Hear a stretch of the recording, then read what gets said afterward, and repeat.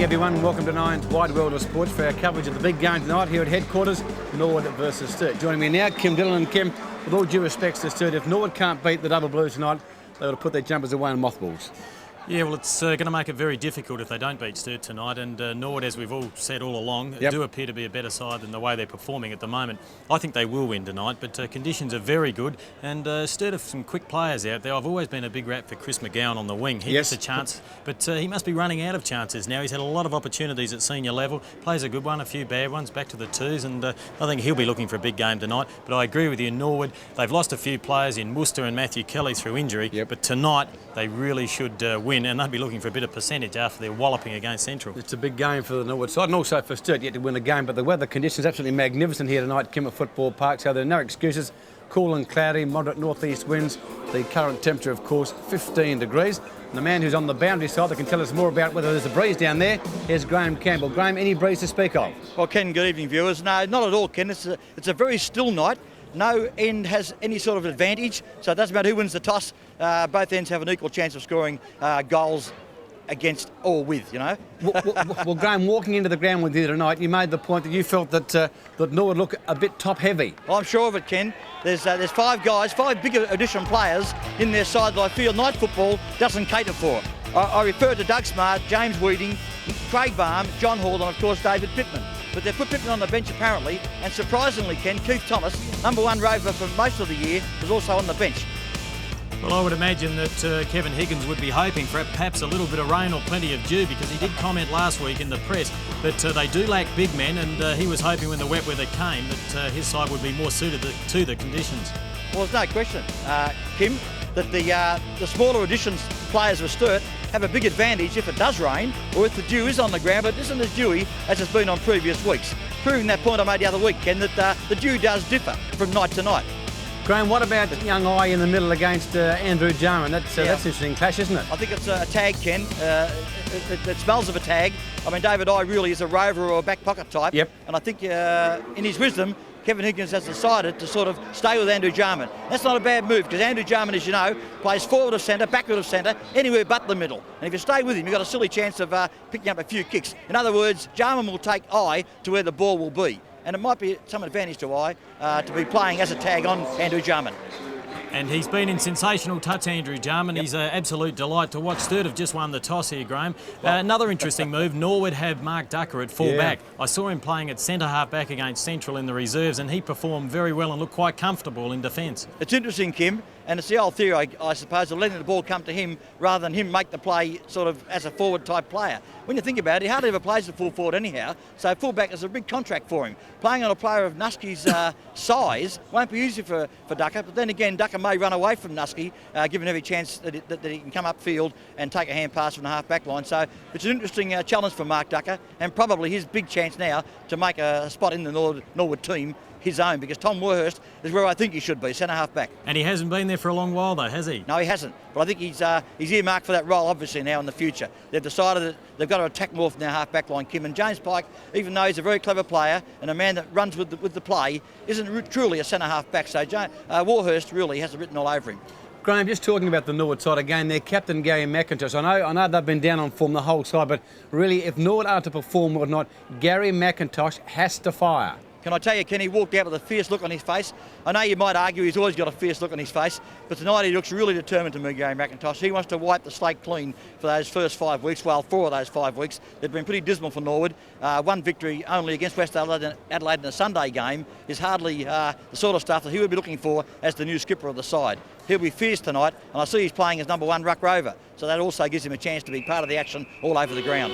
Graham, a little bit of food for thought. Perhaps Gary McIntosh, do you think he's getting close to the back pocket days?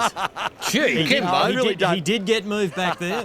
Admittedly, they were playing badly. That was just an interesting ploy by Neil Baum, I think, to throw the side around and to prove that players that weren't up to the mark last week had to earn their keep elsewhere. No, Gary McIntosh, he's an inspiration. He's got to play in the centre or around the action, otherwise his value as captain is diminished, Kim.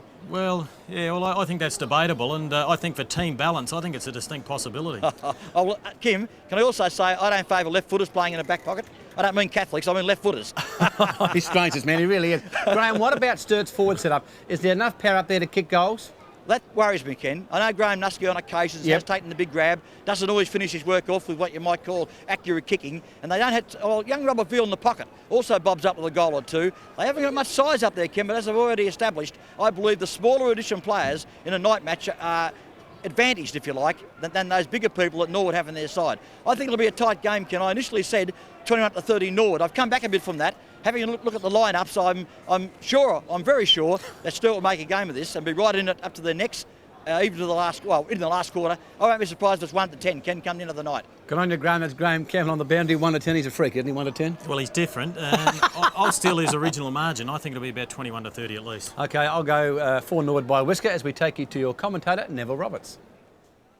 Thanks, gents. There's interesting comments from Graham Campbell.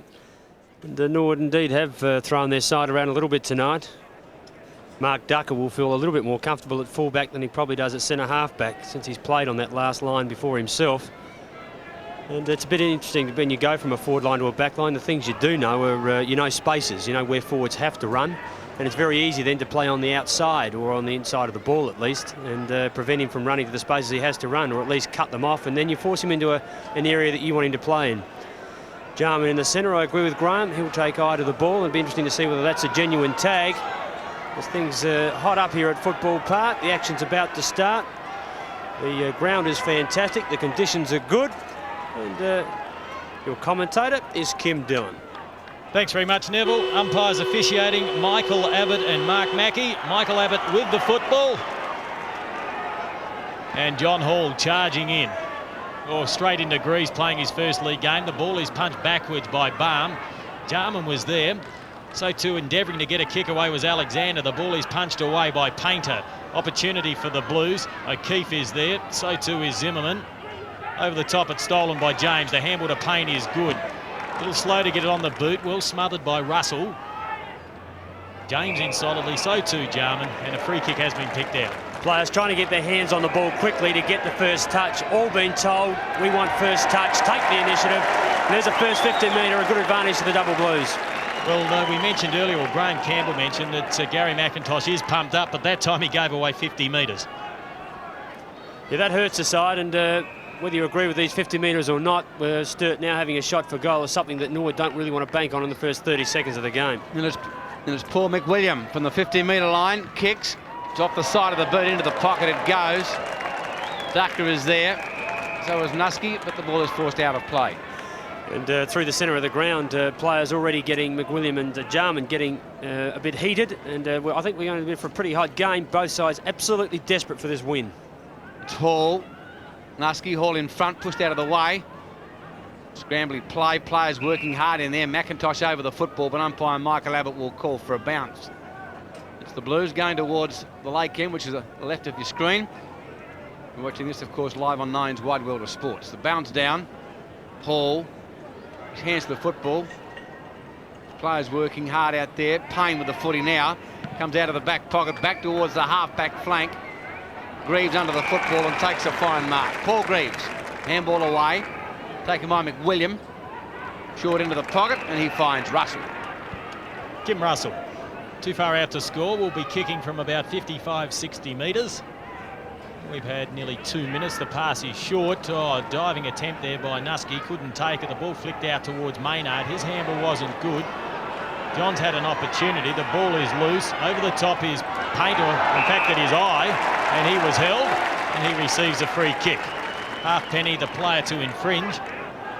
David Eye playing in the middle. Big chance. Plays on, gains a few metres, drives it in long. Back there is Hall, spoils easily. Payne there for the crumbs, couldn't take them. O'Keefe stole it beautifully, farms out the handball. Ducker, quick feed back to Warhurst. So the move working early, and the ball now out with Maynard. He in turn goes infield and finds Halfpenny, who drives in long. Now the target is Barham, he's caught behind. The ball comes to ground. He'll have a hard job tonight, Barham, opposed to Reid. The handball out there towards Burke.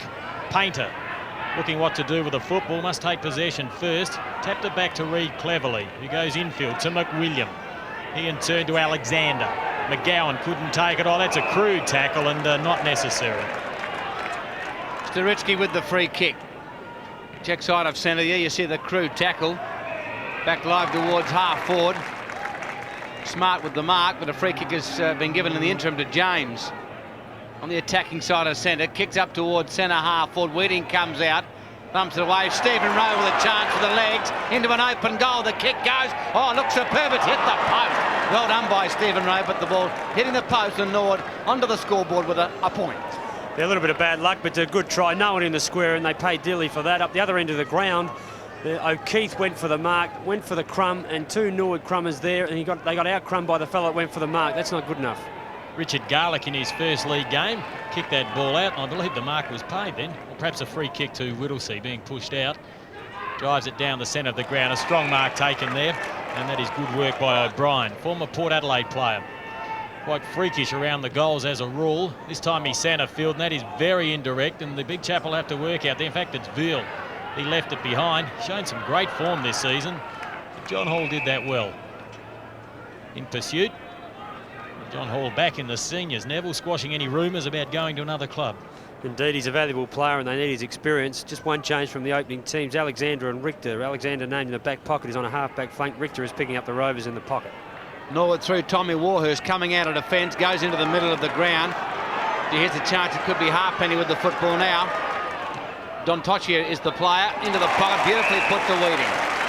And Weeding takes the mark inside the 50-metre circle. Good lead, well delivered. Had 2 options, had Balm on the inside he could have gone to, but decided to go to his natural leg where Weeding was running. It was a good lead, he deserved the pass. Weeding from the 40-metre line, kicks. It's beautifully off the boot. Has he got it? I think he has it. That's the first one to Norwood. Well, as I said, the ball coming in, had 2 options. Could have gone left to Balm or right to Weeding, but there it comes. See Balm just out of your left of your screen there as Weeding went to the eye of the player with the ball. That's the place to go. Took it in front of his eyes, and very difficult to spoil that. Good mark and a very, very hard kick under a lot of pressure. They needed that one, the Redlegs, and a good goal.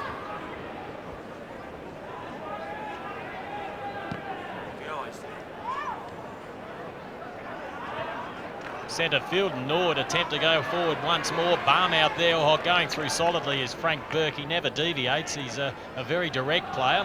The ball works its way free to Balm, out towards Smart. He'll be looking for a big game. It's put up high. Oh, Sturt had the sit. The mark was well taken there by Richard Garlick. Weeding just has to make a real effort there, Kim, to back into the player. He's just got to take a real risk with his body and bring the ball to ground.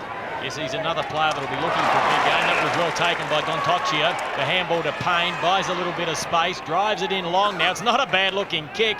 It just won't come back far enough, and that's 3 kicks for David Payne already. The breeze is favouring the southern end of Football Park, but it's not worth much now. Yeah, well, it isn't worth anything at all. And in 6 minutes of the first quarter, he's had half as many kicks as he had for the entire day last Monday. Garlick kicks off to the outer side. Oh, a bit of pushing and shoving. Which way will the free kick go? It'll go the way of the Blues. Paul McWilliam, who tried out early in the season with the Bombers in the AFL, but kick number 3, decided to return to Adelaide. Thumped away by Warhurst, taken by Tanner. Onto the left boot, back towards half forward. A pack of players there. Over the top, Greaves with a chance now. Tapped it out. Balm now with possession. Thought about the handball, went back onto his left boot, well smothered by Reid. He takes a football, a great tackle by Sturitsky, but the umpire says no. The ball is being held to him. Umpire Michael Abbott, perhaps not having his best year so far, but he's a top umpire. He'll come back. Bounce. Greaves. Sturitsky working hard. Whittlesey is there, but in fact the free kick has been paid. We'll go Norwood's way. Yeah, it was a slightly clumsy tackle, but at the same time pretty technical by Paul Greaves. He's from Benalla, Victoria. He's about 6'7", big man. Sturitsky puts it up to centre half forward. In there was Maynard, couldn't take it. Here's a chance for Rowe, who was ever so close in the first few minutes when he hit the post. He went back towards Smart. He's strong, Smart. He has some space. He should have kept going towards goal. Now he sits it up. The kick is not accurate, and it worked his way free and then decided to go back on the right boot.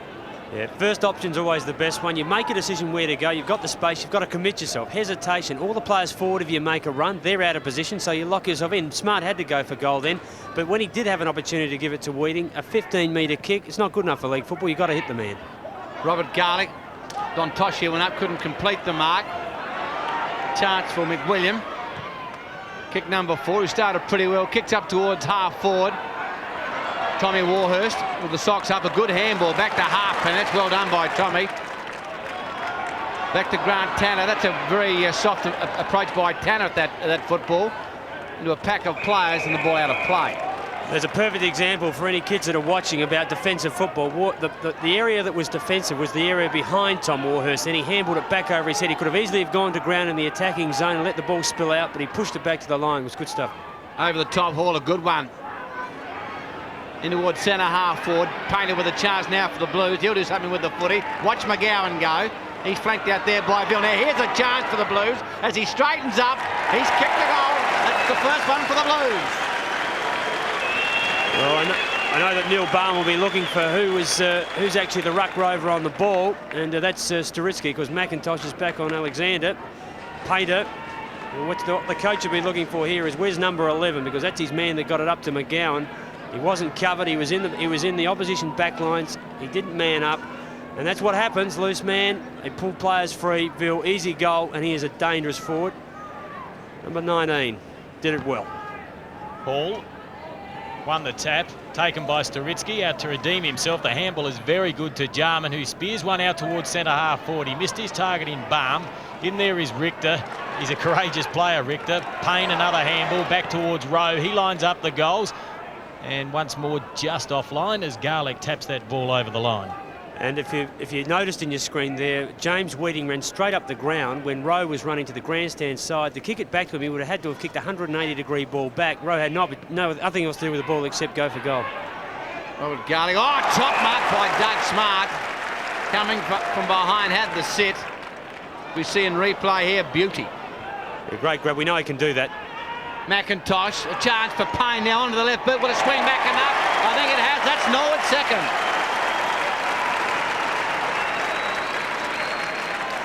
The Redlegs are scrambling. They're not where near as direct as possibly they should be, but at least their hands are good tonight. They're not making too many hand errors, so whilst they've got possession of the ball and they are a little bit indirect, having to do special things like that, there's left foot goals from 40 metres from a dead pocket, which is pretty special. They're doing it and getting away with it.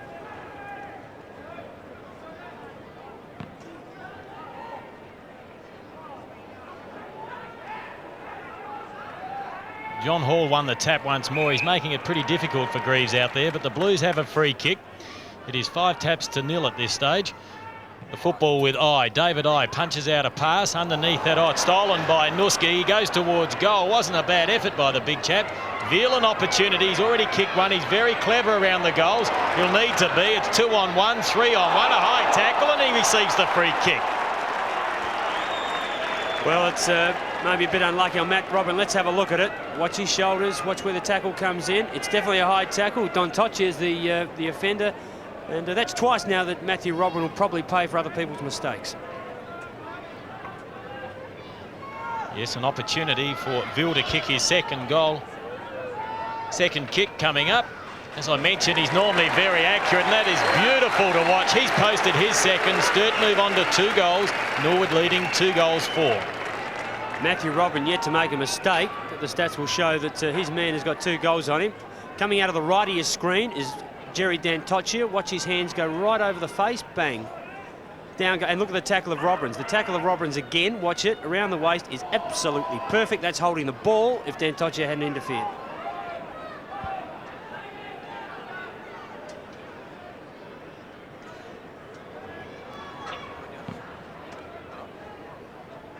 Back in the centre, taken by Rowe. Back towards half forward, over the top. Chance for Payne. Back towards Smart. Dodging and weaving. Finally the kick is smothered. Back towards Andrew Jarman. Back to Smart again. McGowan goes in, but leaves the football behind. Tanner is there, but finally it's a line ball. Umpire Mark Mackey with a bounce. Good desperation. Everybody trying to commit themselves to get the football. Bounce. Greaves. Hall runs into the umpire. Almost takes him with him. Chance for Whittlesey. Falls over the critical stage. And again, umpire Mark Mackey will call for a bounce. Almost 13 minutes gone the first quarter. Norwood 2-4. The Double Blues 2 goals. Good opening by both sides. Balm contesting. Players working hard for possession, but again, it's umpire Mark Mackey. He'll call for a bounce, and a very pensive Neil Balm pointing at the player. Is this game more important than most? They've won 1 out of 4, and Neil Baum is certainly under the microscope at the moment as Richter gets the handball out towards Painter. Left-handed handball didn't find its mark. That's unusual for Jack Painter. Maynard in there. In fact, it's Zimmerman trying to grab the ball. David I over the top. And if we look at a mistake like that, Ken, or Neville, I just hark back to the game I saw on Saturday, and West Torrens paid dearly for mistakes across the half-forward line and centre field. Hand errors are always very, very costly, and it's, as Neil Curley often says, it's not what you do well, it's the advantage you take of opposition mistakes. The ball put out by Russell out towards McGowan. He is very quick, has one bounce. He's inside 50, chips back with a short pass. Veal's loose once more. Handball goes back towards McGowan. He lines them up, and the wingman's kicked the goal with his first kick. He can hurt a team, this young man. He's got an enormous amount of pace, and he's run through the centre there. Let's watch it. He's loose there. Once again, Jerry Dan Totcher is actually picking that player up. He runs through, gets a handball, and nobody goes with him. He's allowed to run free. And, loose man set up. Good goal, good running goal by the wingman. Veal involved in that goal as well, so he's certainly creating a few problems up forward for the legs. Down goes the bounce, taken by Hall, over to Andrew Jarman around his body, towards half forward. Weeding coming out, with him is Garlick. Weeding used the body, but then ran past the football. Garlick did it very cleverly and very casually. Up high they go. Zimmerman with a chance with the crumbs. Oh, it's a poor handball, doesn't find the body, allows Painter in. Over towards O'Keefe, good football by the Blues, but a chance for Tanner now. He'll be met with the body, loses the football, back to Maynard, back to Zimmerman, up towards full forward it goes, or should I say to the half-forward flank, Whitting from full forward coming out, but ran past the football and Garlick takes the ball out of play. I should make a correction there. The wingmen are on opposite sides, so it was young Tanner who was at fault for that last goal and not Jerry Dan Totcher. You might think I'm picking on him. John Hall off, Pittman on. We're nearly 16 minutes into the first term. The throw in right forward pocket at the southern end. Baum did it well. Stolen by Weeding, but the kick was smothered. I got it out towards McWilliam. He goes centre field. Painter has an absolute panic, and what more, he uses the ball very well as a rule. This time he drives in long. Veal sets himself, had a hand to it, and Matthew Robran takes it over the line, and that's how quickly the football can transfer from one end to another. Yes, Painter positioned himself beautifully. The kick came in, he found himself in a lot of space, and that was a good opportunity for Sturt. It's a pity they didn't capitalise on it. Darker brings the ball in. Good stuff on that occasion by Johns. Oh, his kick's not as good. Will it stay in play? It does just, and then bounces out. Gee whiz, Sturt look pretty good in this first quarter. They're taking the game right up to Norwood in a very entertaining game of football. Sturt lead by 3 points, 16 and a half minutes in. Greaves off, walk on for the double Blues. Pittman came from behind. Nuski, handball out, or didn't quite hit the body. A chance for Johns. Had McGowan loose, could have gone with a handball. Up goes at the pack, off hands. Loose football at the moment. Finally, it's Warhurst away towards Ducker. The wobbly old kick, but it'll be effective and go out of play on the halfback flank. It's interesting that Walker's come onto the ground, and the ruckman in Greaves is off. They really haven't another ruckman unless they use their centre-half forward, O'Keefe. They will, and they've got to use centre-half back as well. It's going to be pretty tough for them. Well, this was forced upon them last week, in fact, against West Torrens, and Walk went to centre-half forward for a while, so that could be the move. Zimmerman, very slow, but he gets the handball away. They go forward now through James, or in fact, Halfpenny. The ball is put up high, and Baum wins a free kick. Used his body well. One thing about Craig Baum, he gives his all, puts it out towards the pocket, Weeding on the lead. Oh, it's a beautiful mark, and he plays on, and it should be a goal, and it's his second.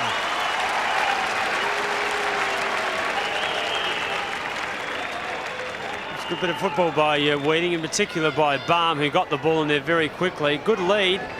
He dragged his direct opponent straight underneath the ball in Garlick. And, you can't blame the lad. It's his first game. He's from Mildura. And he'll learn by that. He's a stocky man. He'll do well on Weeding, but at that time he allowed Weeding to drag him under the ball. Took an easy mark. Good goal, Weeding.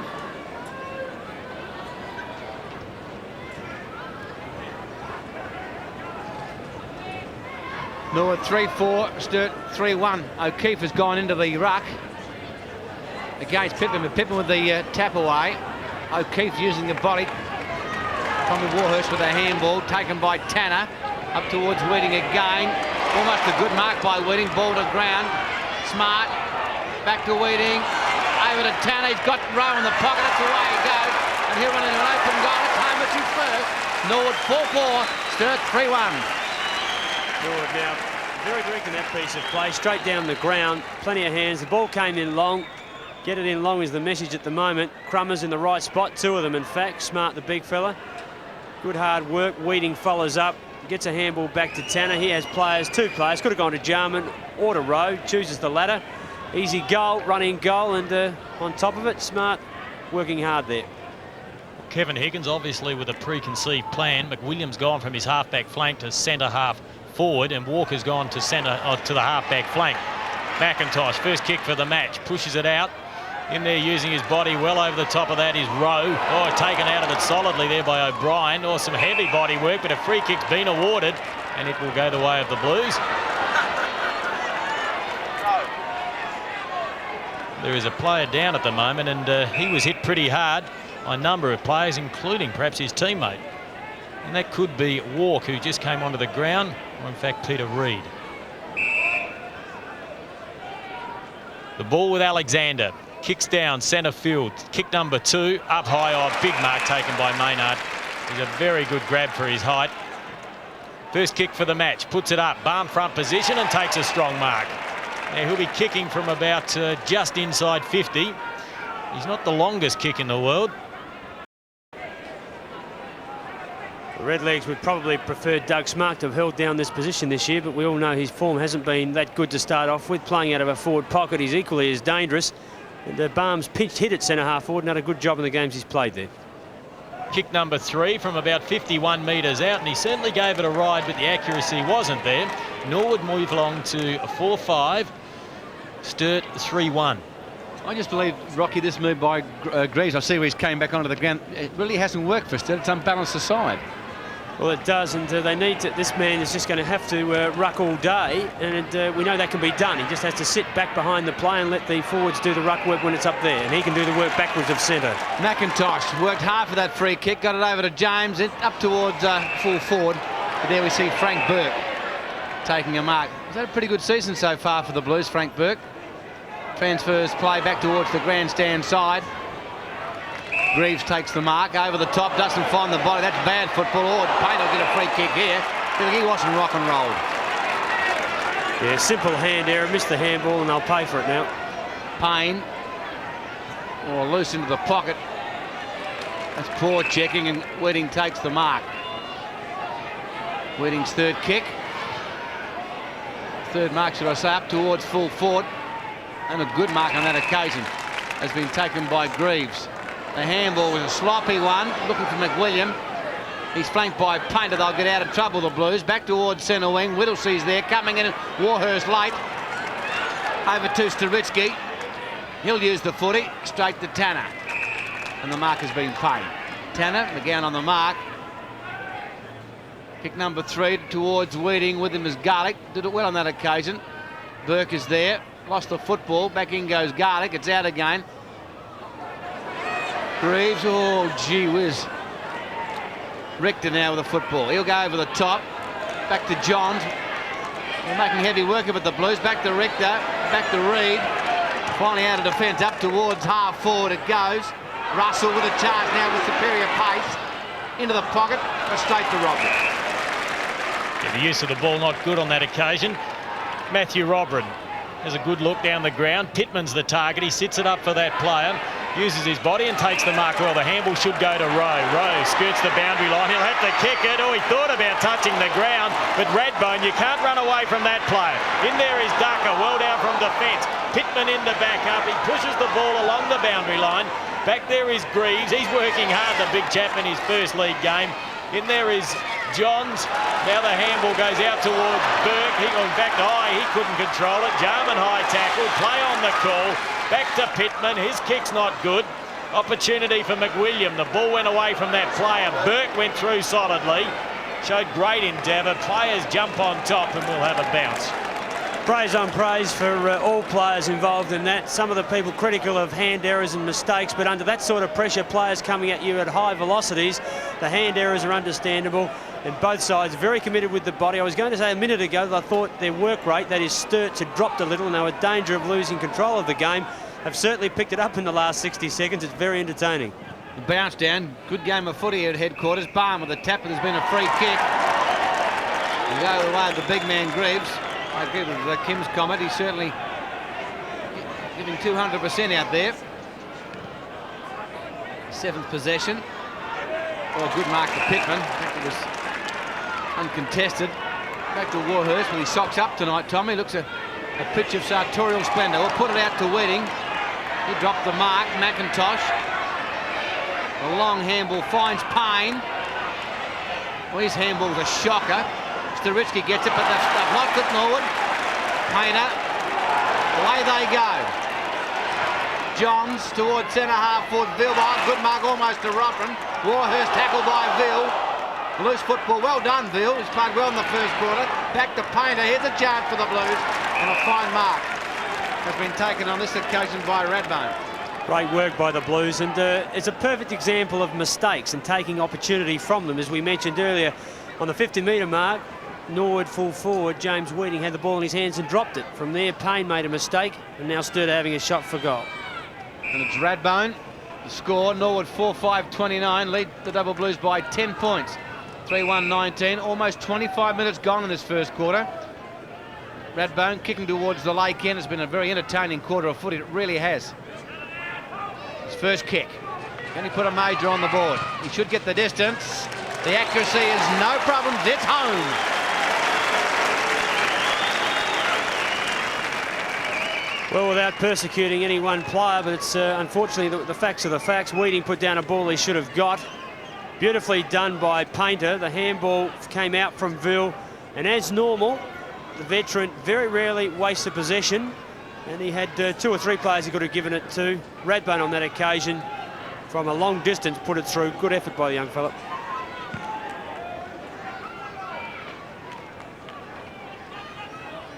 The Redlegs lead with a 4-point advantage as the ball works its way free. Crashing his way through is Dontochia. He kicks around his body. Payne will be a chance here. Oh, grabbed that beautifully with one hand. Played on towards goal. The kick not good, and getting back there is Burke.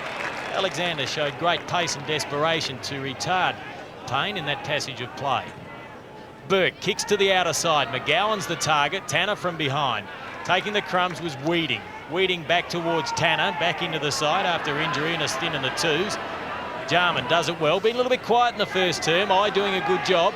I knew he still had 5 kicks. And a high tackle there, and the free kick will go the way of Doug Smart. And Burke to rub salt into the wound has hurt his fingers. You can't help a lot of those things, but it really does hurt in a close contest when you're doing most things right to give free kicks away within 15 metres of goal. It's just experience. Kick number 5 for Doug Smart. Stuttery approach, but he's kicked a goal. Doug Smart, pretty liable around goal. Let's watch it in replay. Up they go, and very, very high. And as I said, it is an experience. You know, an experienced defender wouldn't make the mistake of doing that. And he should watch that in replay a few times. Doug Smart from 15 metres makes it his fingers hurt just a little bit more as he puts through another goal. Norwood by 10 points. 27 minutes gone the first quarter. Umpire Mick Abbott about to start proceedings once again. Very important game for both sides. Time ticking away in this first quarter. Greaves went up high. Russell working hard. In there was I. Put off the football. Sturt have possession. Oh, it's a great tackle by Dontochia. And he wins the free kick. It was a super tackle. And now Alexander gone back to pick up the Rovers because of the effort that Rose put in this quarter and Richter back on a half-back flank. Alexander with a chance for the Blues. Out towards Johns. Oh, Maynard. Oh, no, that wasn't a free kick. That was a collision of bodies, umpire. Football's about, but Maynard wins the soft free kick. Couldn't agree with that. Towards centre-half forward. Greaves comes out. Up high went Smart. Good recovery by Smart. Not a good handball. Burke. Oh, good tackle by James. It's desperate stuff at the moment. Garlick back towards centre wing. Tommy Warhurst to mark the free kick. His umpire Mark Mackey. A few soft free kicks and Norwood have got them at the moment. Warhurst to Dontocchia, the ball out wide. Smart the target and takes the mark. Doug Smart looking whether to feed off or not, realises he's inside 50 and should take the shot. Yes, he can kick that far, Kim, and you picked it well. If he gets onto this, he should be able to kick a goal. Valuable goal, given the scores only 10 points apart to go in 16 points. Big advantage to the Redlegs. Bit of pressure on him. There's a slight breeze behind him. Kicks from about 51 metres out. Didn't make good contact with that ball. Weeding in there. The ball comes to ground. Sturt not keen to concede the point. Eventually, Alexander thinks it maybe is the best option. Norwood move along to 5 goals, 6, 36. Sturt are on 4-1-25. We've had nearly 29 minutes in this first term. Ken, Sturt players doing what the Glenelg players do, gather at centre half back and then spread out. Away they go right now. Garlick comes towards the grandstand side. McWilliam went up high. His hands to the football. He worked hard. He'll get a free kick. That was a free kick. Sturt supporters give the Bronx cheer. Kick number 6 for McWilliam. Hasn't been a bad quarter for Paul McWilliam. Back towards centre wing. Bastion onto the ground for the first time. Tommy Warhurst. He's a good player, Tom. He really is. Gives his heart to the Norwood club. Maynard towards centre half forward. Smart went up early. Chance for Reid. McGowan will bound away here. We got like a scalded cat. Chance for great mark, Andrew Jarman. Sturt player is down behind play, but Jarman goes towards half forward. It's McIntosh. It could be Peter Reid down. Kicks. It's a shocker by Mackin. In fact, out of bounds on the full. And a free kick will be paid to the double. The Sturt player is down. That's the siren, a half-hearted siren. The score at quarter time, 5-6 Norwood, Sturt 4-1.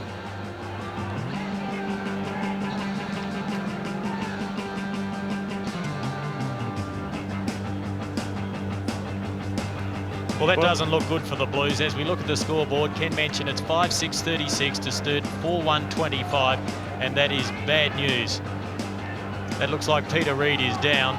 There seems to be some confusion, Kim, that the siren sounded, but only half-heartedly for about 3 seconds, and there seems to be some confusion with the players whether, in fact, that is quarter time. Yes, the siren definitely was only a short blast, and I think that confused the umpires, but it is the end of the quarter, and it is a 11-point advantage to the Redlegs. We'll be back shortly.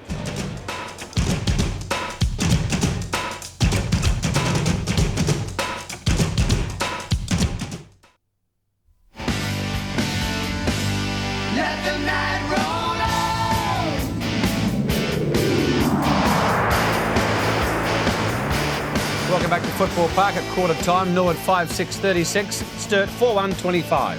Doing just a little bit better in their forward line. Weeding has 2, Payne, Rowe and Smart 1 each, and for the double Blues, Ville's been away with 2. McGowan and Radbone have a single each. And Graham, a very good quarter that first quarter. I thought Ville up forward created a lot of opportunities for Sturt. Yes, well, certainly, Ken, and I did say pre-match that Robert Veal's a bit of a goal sneak, and he certainly proves that thus far. But for once, Ken, Norwood haven't got result for effort. They usually are much straighter kicking side for goal, and they usually, from 11 shots, would have something like 8-3, wouldn't they? Well, they would, but they've been better in their forward line, Graham, than they've been for a few weeks. Although they've been a little bit indirect, Weeding looks a little bit better, running out, leading, meeting the ball. He looks pretty strong at the moment. Oh, no question. Weeding's been almost a superstar in that first quarter, although he keeps leading to this dead pocket. But then again, he's confounded the critics by kicking 1 goal from the impossible angle. And Norwood, to a degree, have come to this side of the ground, meaning the grandstand side, once too often, I believe, in their forages into the attacking area. Yeah, sometimes they go a little bit deep to that forward pocket, but Weeding, we're seeing him on screen now, Graham, a magnificent kick from your dead pocket, and it was a valuable goal to the Redlegs. And what a great goal it was, Rock. I gave him no chance at all, naturally, but he kicked it, and no worries at all. James Weeding could be some sort of a player this year, I believe. And what about David Payne's game, Graham? Well, he's first rover tonight, Ken. He's let off the loose from the wing, and he really is, he's relishing the role. See David Payne here, snaps truly, and that's the value of David Payne. It's absolutely, he was absolutely brilliant, and Radbone as well did well in that first quarter, Graham. Who was that, Rock? Radbone did well, but unfortunately we've got to cut back to the game, Graham. Stay down there, Graham. We'll come back a little later as we take you to Kim Dillon. Thank you, Ken. Ball back centre field. 11 points the advantage to Norwood, but gee, they had a lot more of the play in the first quarter. 100 possessions to 68, yet they couldn't establish a clear lead. So the use of the ball far superior by Sturt. As Russell gets the ball out towards Johns. He drives it in long. That's another example. Or back there underneath it is Ducker. And normally you'd see him take marks like that at the other end of the ground. Tonight he's playing in full back.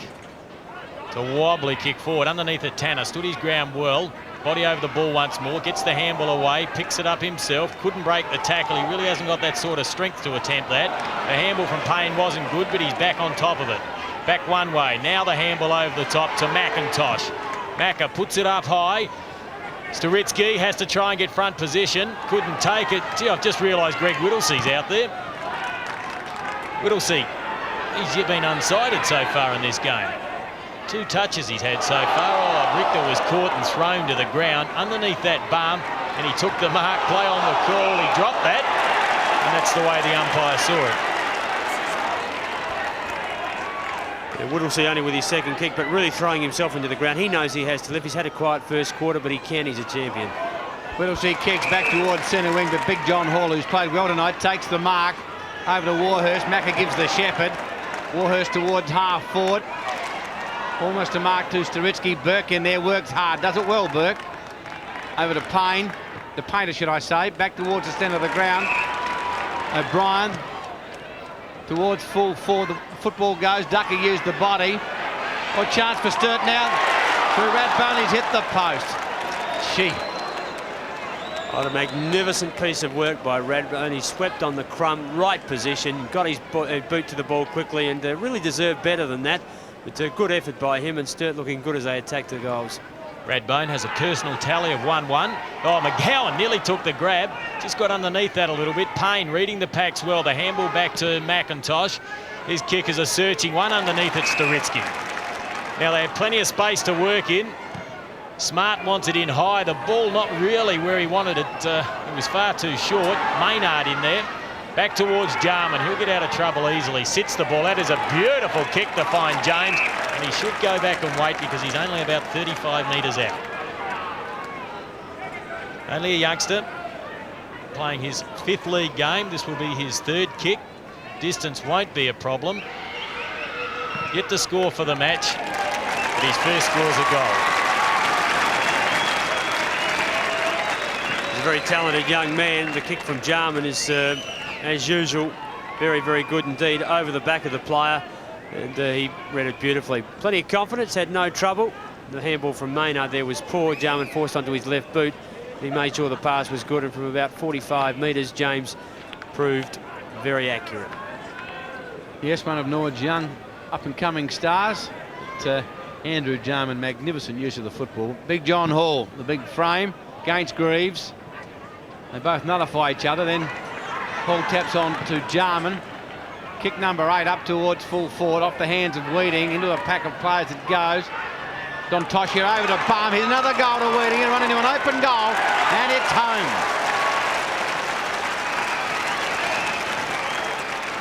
Just volume of opportunities now proving too much for Sturt, particularly in the first 2 or 3 minutes of this quarter, and unless they stem the tide, this game will slip away from them very quickly. Let's have a look at it in replay. Players dive on the ball. Sturt players sitting outside, not attacking the ball. Balm very easily to Weeding, open goal. And as a forward, you dream about getting goals like that.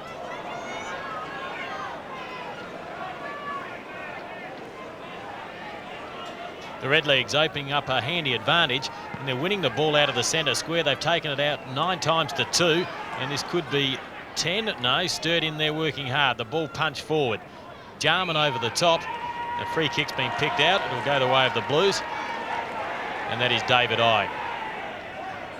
We've had 4.5 minutes into the second term. Kick number 3 for I. Puts it out looking for Russell. Showing great pace is Payne. Or Russell shrugs the tackle. He's inside 50. Puts it to the head of the square.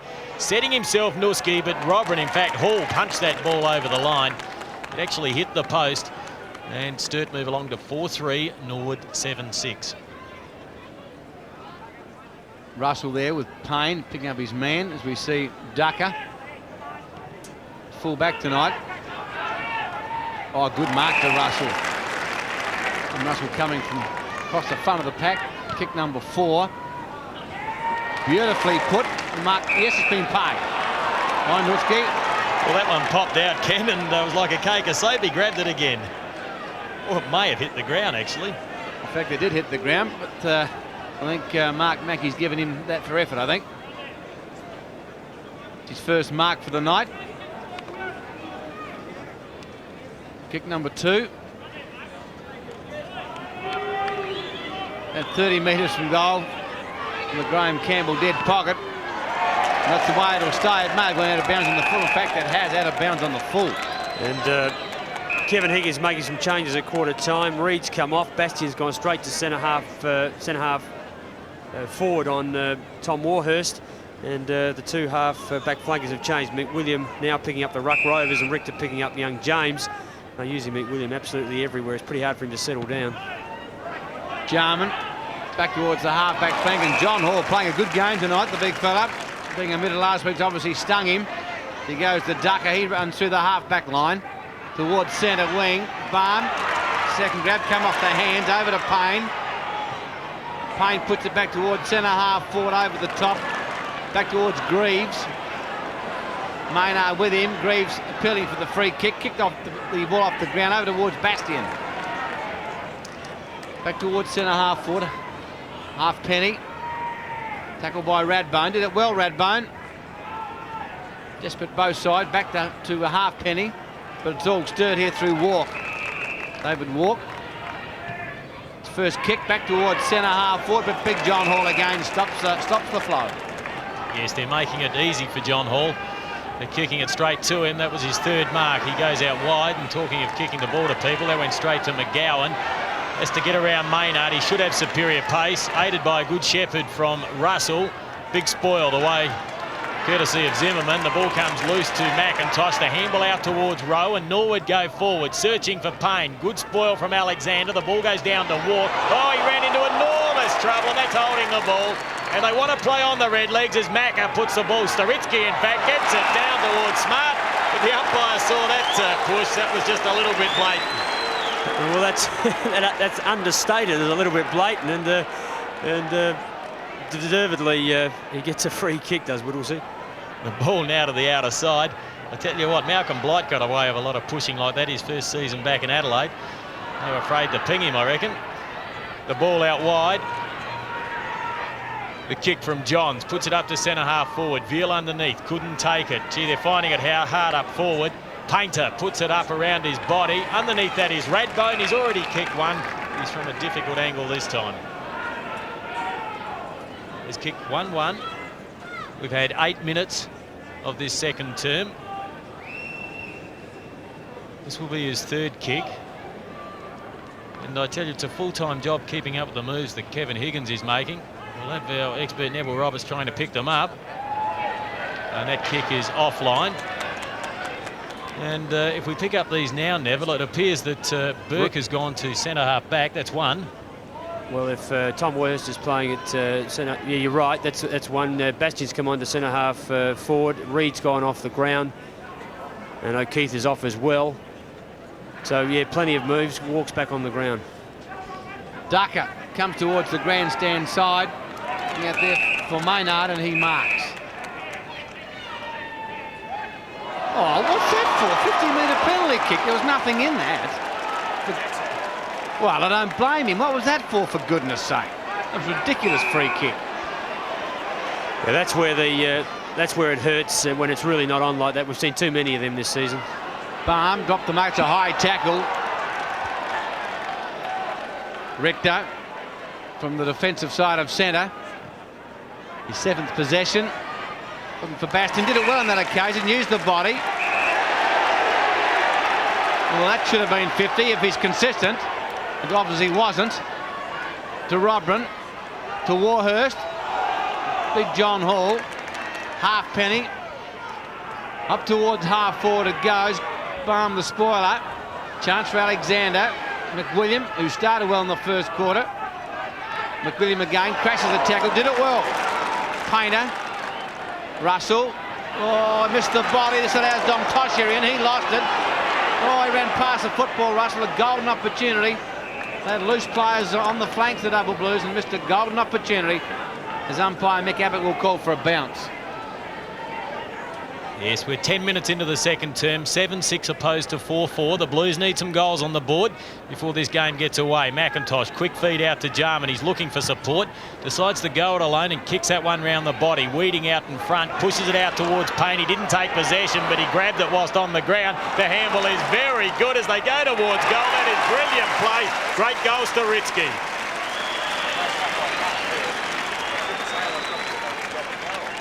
Justin Sturitsky playing it on the ball in half forward. Let's have a look at the way he handles this. Did well. Payne got past Alexander, lost his feet from the ground, got a magnificent handball off to Sturitsky, and he proved his skills to be double-sided. Left foot goal, and McWilliam has just been put onto him to curb him.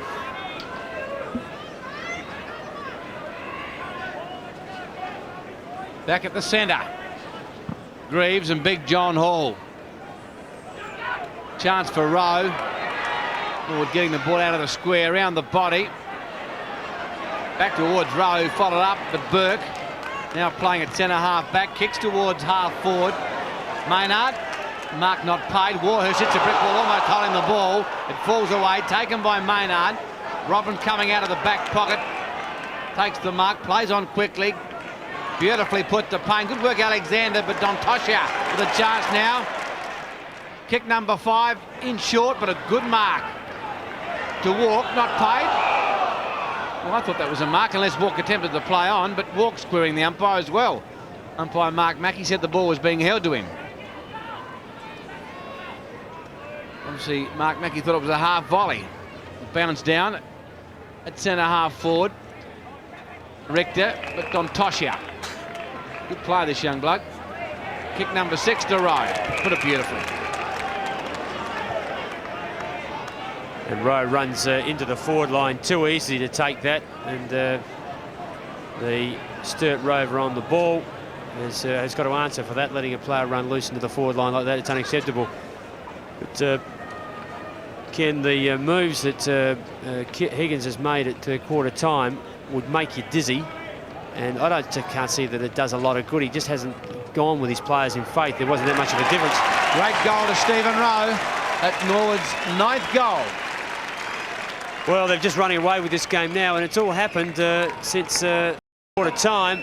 Dontosha getting the drop on everybody. Thanks very much, says Rowe. Easy goal.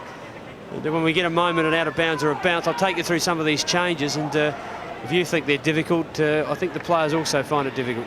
Well, I could understand why he took Greaves off in the first quarter either, Rocky. That to me unsettled the players. Yes, they lack big men on the ground as it is, and this player's just got to go. I know he's only a young player, but he's just got to learn to go more. They haven't got anyone else. The Red Leagues lead by 32 points. Sturitsky put the ball forward, and the mark's been taken by Craig Baum. Baum from about 55 metres. The lead provided by Weeding. Oh, it's a pretty good kick too, and it's hit him right on the chest. Now that's good football. Weeding has taken 4 marks tonight. He's also kicked 3 straight goals as the Norwood players congratulate Craig Baum. He's working hard. This will be his 5th kick. Chance to post Norwood's 10th goal, and he's kicked his 4th. So the 2 main positions, centre-half forward and full forward, have paid off for Baum. And Neil Baum, that is the coach. He's got his brother at centre-half forward, Neil Baum. Let's watch him contest this. Good body work, very committed. He's doing a good job there. Now, Burke's come out from a back pocket to pick him up. Keith has gone off, and I believe that Higgins is changing Walk and Whittlesey out of a back pocket. He's also changed his back flankers. He's taken Reid off, Bastian to centre-half forward, and Reid to centre-half, was at centre-half back. Hall with a tap away. Gee whiz, he's killing him. Hall, he really is. Over to Andrew Jarman. Players fighting hard for possession. It's scrambly stuff. Finally, a handball comes out to, on that occasion, Russell. Here's McGowan from centre wing. Centres it up towards Bastian. That was well put by McGowan. And Bastian takes the mark. Outside the 50 line. The lead comes from Nuski. It's ignored. Kick number 3 for Bastian. Bumped away by John Hall. Taken by Ducker. Stole it easy, Ducker. Dontosha with him as Whittlesey, and Whittlesey marks. Gee, he's been a quiet player by his standards tonight. His 4th kick only tonight, up towards the centre, the goal square it goes. Play on as a call by umpire Mick Abbott. The ball in a huddle of players, and he'll finally have a bounce. We've played 15 minutes into the second term. It's Norwood 10-6, the Double Blues 4-4. Yes, the Double Blues need Greg Whittlesey to fire. He was very quiet last week against West Torrens. Bruce Lindsay gave him a hiding, but in all fairness to Greg Whittlesey, he did receive a knock to one of his legs. Apparently it was a cork thigh. But once you're out there, you're accountable, and he's out there tonight. Ball takes front position, stands his ground, then thumps it towards the boundary line. In there is Robrin. Sturt steal the football through Veal, who tries to get the kick away. Over the top is Russell. Robrin did that well. Stolen by Bastian. He couldn't get a kick away. In there is Ducker, who ducked into the pack. Veal once more. It is scrambling work, but it was desperate work. And talking of desperate, well, there's Veal. He's not happy with the treatment from Halfpenny. He's pretty well put together lad. Robert Veal, solid. He's had a good year this season, but there's a bigger man there, Tom Warhurst, and have a look at that, Ken. You mentioned it before, Warhurst with his socks up, and there's an old saying, when things aren't going your way, try something different, and I think Tom's decided to pull his socks up, and it's paying off at this stage.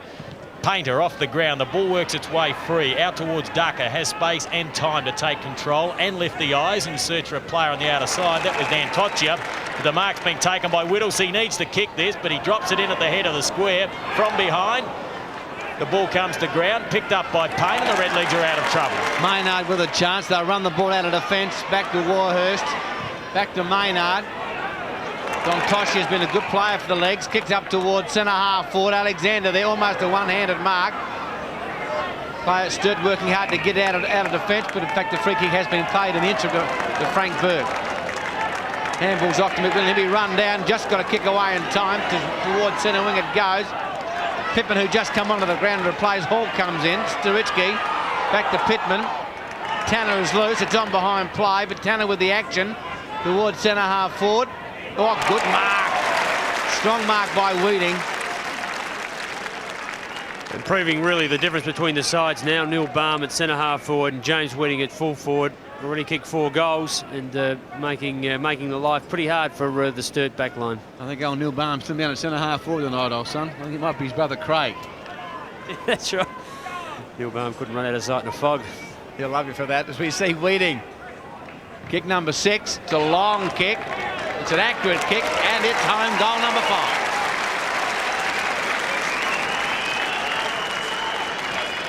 Well, the Redlegs just asserting some dominance now. They've really taken control of this game, and that was a brilliant mark by Weeding. The kick came in.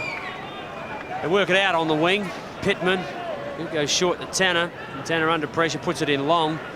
Underneath it, body work. What's the body work? Backs into the pack. That's what we were talking about earlier. Obviously, somebody had a chat to him, did it well.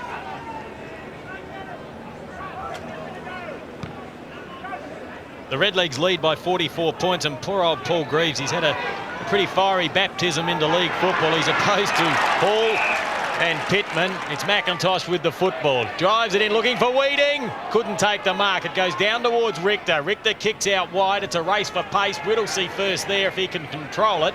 Don Toccia there applying the pressure. The handball from Whittlesey went straight back towards Zimmerman. He's taken out of it. Could be illegally by O'Brien. He's been a quiet player, O'Brien. His opponent in Zimmerman. Now O'Brien takes that over the line, and Sturt just too many quiet players. And as I said earlier, Walk and Whittlesey aren't actually changing the back pocket. They're swapped. Walk was on a wing. He's in a back pocket. Now Whittlesey is on a wing. Well, as we mentioned, plenty of moves. The ball comes to ground. And a free kick's been picked out. Will go the way of O'Brien, and it will be kick number 3 for that player. And he's taking plenty of time before he moves it downfield. This gives the Norwood defence an enormous amount of time to pick up their men. No urgency at all by O'Brien. Then he puts it out towards Veal, but he found his man, so it's paid off in the end. Now, Veal wants to get it on quickly. They've got to kick over the lines. Richter will have to be quick. Drives it in. The target is Nuski, and he takes the mark, and it's been paid. Can be a dangerous forward when the ball comes in, right? He doesn't. He leads well at it. Ducker right with him. That's a good grab under a lot of pressure. And, if they're going to get back into the game, they've got to rely on this man and young Robert Veal to get out on leads. But they've got to bring the ball in a little bit better than they have been. Well, the pressure hasn't been released on Nuski. He must kick this goal. He'll be kicking from about 45 metres out. Kick number 3. Drop punt. Looks pretty good. The umpire hardly moves. Sturt have kicked their 5th. Let's have a look at it come in. The lead was good. If anything, it was sat on his head a little bit. By that I mean it just a little bit high, but it came in. There's Veal. Ball comes in. Richter, a little bit high, runs underneath, has to sit, gives Ducker a chance to get there, but Ducker can't do anything against the big man.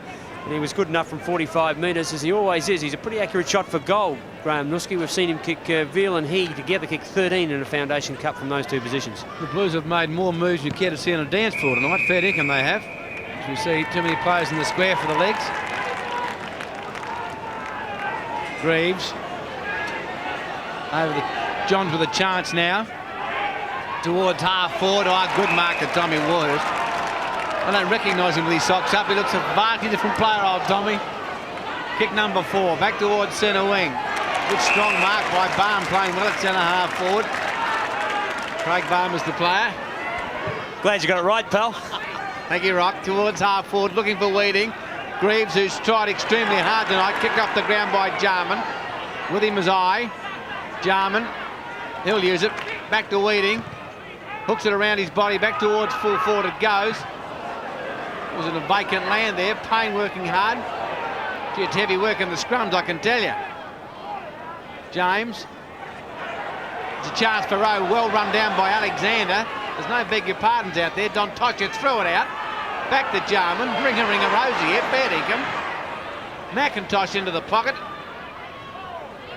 Payne. Alexander's got to get a free kick, not paid. Dontocha. What's going to happen here? Up they go. Your guess is as good as mine now. The Blues finally work it out of defence towards centre wing, and Baston will get a free kick. No, he won't. Good defensive work by the Blues. They're under a lot of trouble. Norwood playing it well close in, but they managed to stay with them. They're still trying very hard, the Blues. Approaching the 22-minute mark, Bastian puts it up. Veal uses his strength, has the drop on Robran, but he had the reach. Over the top is Pittman. The Norwood have the numbers as Robran gets the kick away, and it goes straight to Maynard. Plays on quickly, goes back onto the right boot as a loose player, and that is James. James puts it out wide. Weeding sets himself from behind and takes the mark far too easily. And another man that's finding it difficult tonight is Garlick in his first league game, Richard Garlick. He's had 5 goals kicked on him already, and Weeding will be lining up for his 6th. Very difficult when you come in for your first league game. You've got to pick up a semi-recognised full forward. And he's made a lot of changes, but he's still left this poor lad to contest with one of the best forwards on the ground. Weeding, kick number 8. And that is goal number 6.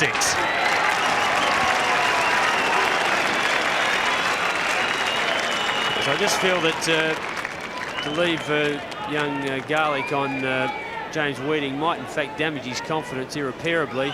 He gives away a lot of experience. He's paying for just experience in tight end stuff like body work and where to be and what side to play him on. And hopefully he takes the player off him shortly before he damages his confidence too much.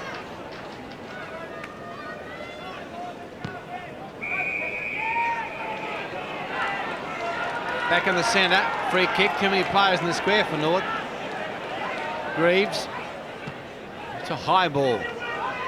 Towards centre half forward, Tommy Warhurst again. Bounds away, gives the handball to Robran. He'll use the football beautifully. Straight to Tanner.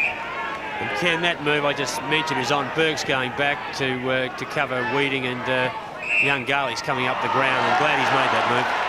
Rick to the free kick at centre wing, grandstand side. Flanked by Garlick, the guy that Rocky was talking about, towards half forward. Robin over the top of the pack. Kim Russell off hands, taken by Rowe. Kick number 9 to Barham, beautifully put. McIntosh off for the Red Leagues, Thomas on. Payne almost the mark. Alexander, back to James. Oh, did it beautifully to Kid, top stuff. Can he use, oh, great stuff by young James. And the great part about kids, Ken, is that when things are travelling well, with no disrespect, kids can be fantastic for you, but you shouldn't ever expect them to save a game for you or to get you out of trouble or lead you out of it. That young man in your screen is a very good player, plenty of talent, and like all kids, they get a little bit overwhelmed with pressure, and the last few weeks must have been pretty tough for some of those Norwood kids, as it has been for the Double Blues. He combined well with Jarman. Jarman. 13th kick. Strike me pink for Jars. The dying swan, and not too often, Rocky, you see Andrew Newton-Jarman missed those. Well, I guess the positive thing for the Redlegs is it's the first time we've seen him do a gesture for 4 or 5 weeks. It must mean they're in front. Yeah, I don't think a coach would be happy if he started dancing the way they've been playing of late. They've won 1 game this year, the Redlegs, and that was against West Adelaide in a Sunday game. The free kick will go the way of John Painter. Kick number 8. It's a short pass into McWilliam. He tried hard throughout the course of the evening. He will be coming up for his 8th kick as well. Puts it up towards centre field. Players set themselves. Warhurst front position. Oh, big leap by Pittman. Nearly rove the ball as well. In there is James. Now Pittman picks it up, feeds it out to Sturitsky, who does likewise to Dontocchia. Back towards Robran, who sidesteps beautifully. Left foot pass is short, but it finds James. Thought about the handball. They should look to move it in pretty long now. And that is the tactic. Kick number 6, underneath it, Weeding. Oh, that's a beautiful grab. Now that is a very strong mark. Mark number 7, the handball out to Tanner. In turn to Maynard. He's searching for Smart. It's an awkward kick, but they'll get a goal through Rowe. Luck's a fortune. The breaks go your way, they go your way, but they were rewarded for their courage to play on and make the Sturt players come out. You watch how Weeding is 45 metres, probably just 50-metre line. See it there, has a look, says I'll go on with this. Sturt standing still, didn't expect it. And all the Sturt players have to come to the player with the ball. In other words, you make the play yourself, you take a risk, and the breaks often go your way. On that occasion they did for Norwood. Sturt really have to lift their rating and keep working hard. They might get some breaks. I know it's easy to be critical, but gee whiz, I find it very hard to come to terms with all the moves that Kevin Higgins has made tonight. I know he's been forced to make a couple with injury, but there have been up-Dean moves tonight as we see Maynard take the mark on the defensive side of centre. Just well, the players haven't been allowed to settle down. The Sturt players, Zimmerman towards centre wing. Sturitsky did a pirouette, did it beautifully. Was good enough to get the football back towards Rowe, who fell over the critical stage. McGowan to Radbone. I think it was Richter. Thomas. Kim Russell, the dummy. Now it's better football by the Double Blues. Over to Alexander from I. Alexander towards centre half forward. Looking for Radbone. Sport from that player. Maynard again. The handball came from Tommy Warhurst. Back towards James. Whittlesey is in there. Painter, he'll use Whittlesey. He is the running player. Up towards half forward it goes, looking for Veal. Robin is there. Veal was in the better position, couldn't take the mark. Chance for Veal again. Up towards full forward, but the ball will bounce just inside the line and in fact trickle out of play. And of course, don't forget tonight at 10:35, it's Robbo's World tonight with all the world news and a very, very funny man. I'd rather say different man. 28 minutes into the second term. Throw in right forward pocket at the southern end. Pittman did it well. In fact, he laid it down towards Maynard, who in turn gave it to Tanner. He kicks a low one out towards the grandstand wing. Underneath that, Sturitsky. That is clever work, but he lost the football, grabbed it between his legs and looking for a free kick and still got the kick away. Well done, Justin. The ball close to the boundary line and in fact taken over the line by McWilliam.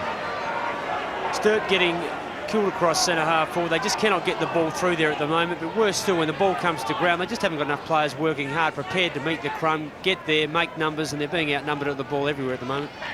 Redlegs lead by 51 points. Ball close to the boundary line once more. Johns tried to kick it off the ground. In there working hard over the top of it is Rowe, and we'll have a throw in right by the interchange gates. Could only be seconds remaining in their second term, and it has clearly been won by the Redlegs. They're too strong in the air, too strong up forward. In fact, they're too strong everywhere at the moment. Greaves has tried hard. He hasn't got the experience to compete against Hall and Pittman. Umpires officiating tonight, Mark Mackey and Michael Abbott. It's Mark Mackey, you can see, as he places the ball on the ground. Punched forward by James. Maynard, the sweeping handball, went straight to Richter. He went back to Maynard, gave him another chance. He concedes ground. He goes back to Jarman, lifts the eyes, pushes it out looking for Weeding, and he should take another one. Oh, his confidence is up at the moment. Gives it to Dontocchia. His kick wasn't good. Perhaps the handball not on. The ball works its way to the boundary. Burke in there, tackled by Weeding and taken over the line. And there's David Pittman sitting behind the play, and that's what good ruckmen do, and it really hurts Sturt at the moment. They've got a player big enough to go with him, and every time the ball goes back there, you'll find that he'll be underneath it, either taking a mark or pushing it to the ground. Chance for Whittlesey. Over the top to Andrew Johns. towards half forward it goes. Pittman was there. Veal hasn't been Sturt's worst play with limited opportunities. Up towards full forward, and there's the siren to end the first half here at Football Park. Norwood 13-7, 85. One in front of Sturt, 5-4, 34. Yes, and that was all the Redlegs, and Neil Balme could feel fairly pleased with that quarter. They kicked 8 goals, 1, and that is very accurate kicking, and they really have opened up a match-winning lead. They've had too many good players. That man has been one of them, Stephen Rowe. Their runners are too strong, their ruckmen are too tall, and their forwards are far too superior in the air. They have winners all over the place. Sturt, on the other hand, have injuries, and they have an enormous amount of problems. So at half-time, it's the Lynx by 51 points over the Double Blues. You're watching the game live on Nine's Wide World of Sports.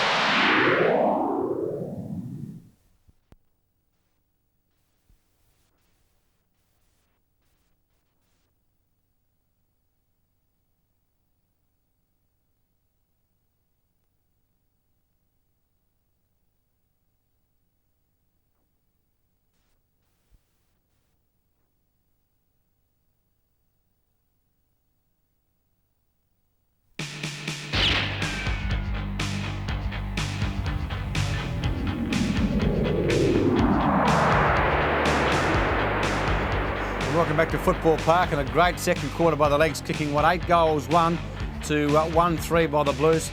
13-7 plays, 5-4 at half-time. The main goal scorers, James Weeding, a great game at full forward, 6, 3 to Rowe, and for the Double Blues, Veal with 2 as their main goal scorer. Joining me now is the Chief Football Writer of the Adelaide Advertiser, Ashley Porter. Ashley, a very important meeting tonight, I believe, by the league directors. So what's come out of it? Well, it certainly was a big meeting, perhaps one of the biggest meetings South Australian National Football League has held for 2 decades. Of course, the big subject was the Australian Football League. Do we enter or do we stay out? The big decision will be announced at noon tomorrow, so it's a high noon situation. The feeling is that South Australia will say yes, no sooner than 3 years, but with a lot of terms and conditions. That puts the onus back on the Victorians. If they like those conditions, we'll go in, but somehow I still don't think that they'll agree to all our terms. Well, actually, surely the conditions put on by the SANFL are conditions they've spoken previously with the AFL about. Now, if they're not going to bend now, how will they bend in 3 years' time? I think it's a situation where both leagues might bend. I think the AFL knows that it needs South Australia, and I think there are a few signs in South Australian football that we might have to look a little bit more seriously towards it. And the situation in Western Australia is improving. This year, if they're on target to have bigger crowds than before they joined the Australian Football League. All we've heard from Western Australia is doom and gloom, but the signs are there, so the thing's turning around a little bit. So actually the feeling I get from you is that perhaps you think that we should go in. We should go in if the terms and conditions are right, and well, local football is protected. Right, well then what are the main conditions? Do you think that the SANFL will stipulate? Not paying $4 million.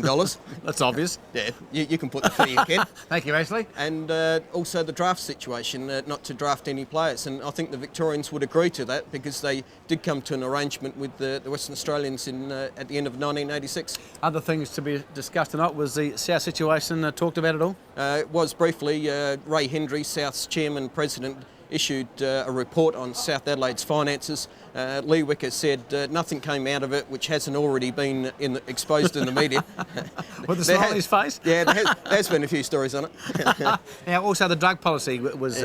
Yes, North Adelaide coach and SASI director Mike Noonan issued a report. The clubs are going to review it and come back with recommendations on a dope policy, and perhaps you and I might pass the dope test, Ken. I don't know about you, but I'm certain to pass it, Ashley, that's for sure. Well, stay with us, Ashley. Let's have a look at now some great marks from round 5. 39 points in favour of the Roosters. Towards half back. Great take. Jarman. Drives the Bloods into attack. Out comes Goss. Tasker there with him, and that's a courageous mark, Ray Power. That is a ripper. heads towards goal. Underneath it, Grosser at least with a great one-handed catch. John Riley couldn't have done any more to have spoiled Grosser on that occasion. He puts it up. Big leap, Boyd. Oh, he loves doing that. He's an incredible mark, but he's a sore boy at the moment. Rounderwood half back centre wing. Oh, Wayne Marnie, that's a good mark. One-handed, made plenty of ground to get there. Truck takes it toward the half-forward area. Now Shackey underneath it. One-hand grab. What a beauty. Smith taken by Abernathy. He has a look down the ground. Kicks this one well. Marnie sets himself. That's a classic grab. Certainly some great grabs there, and there you see the premiership table. Of course, the game's still underway here at Football Park between Norwood and Sturt, but Glenelg the only undefeated side. Port, North Woodville and Torrens are in the top 5. Southwest, Norwood, Central and the Double Blues. And of course, we've got round 6 coming up. Only one game next Saturday at Football Park, and what a game it should be. Traditional rivals, they don't like each other. Norwood playing Glenelg. And of course, on the Monday, a very, very interesting game. Monday at 2 o'clock, it's the West End Challenge, the Advertiser Country All-Stars versus the News City All-Stars. And no doubt, Ashley, you'll go for the News City All-Stars, obviously. No, Piers Ackerman, my editor, I think it'd sit on me if I didn't go for the Advertiser team. Actually, it'll be a good game. I think it will be. There's a lot of talk about it outside of the office, and Jeff Kingston from the Advertiser, who's one of the selectors, he's been having Valiant milkshakes worrying about this game. Ashley, thanks for joining us, and we'll Pleasure. come back with more footy right after the break. Stay with us.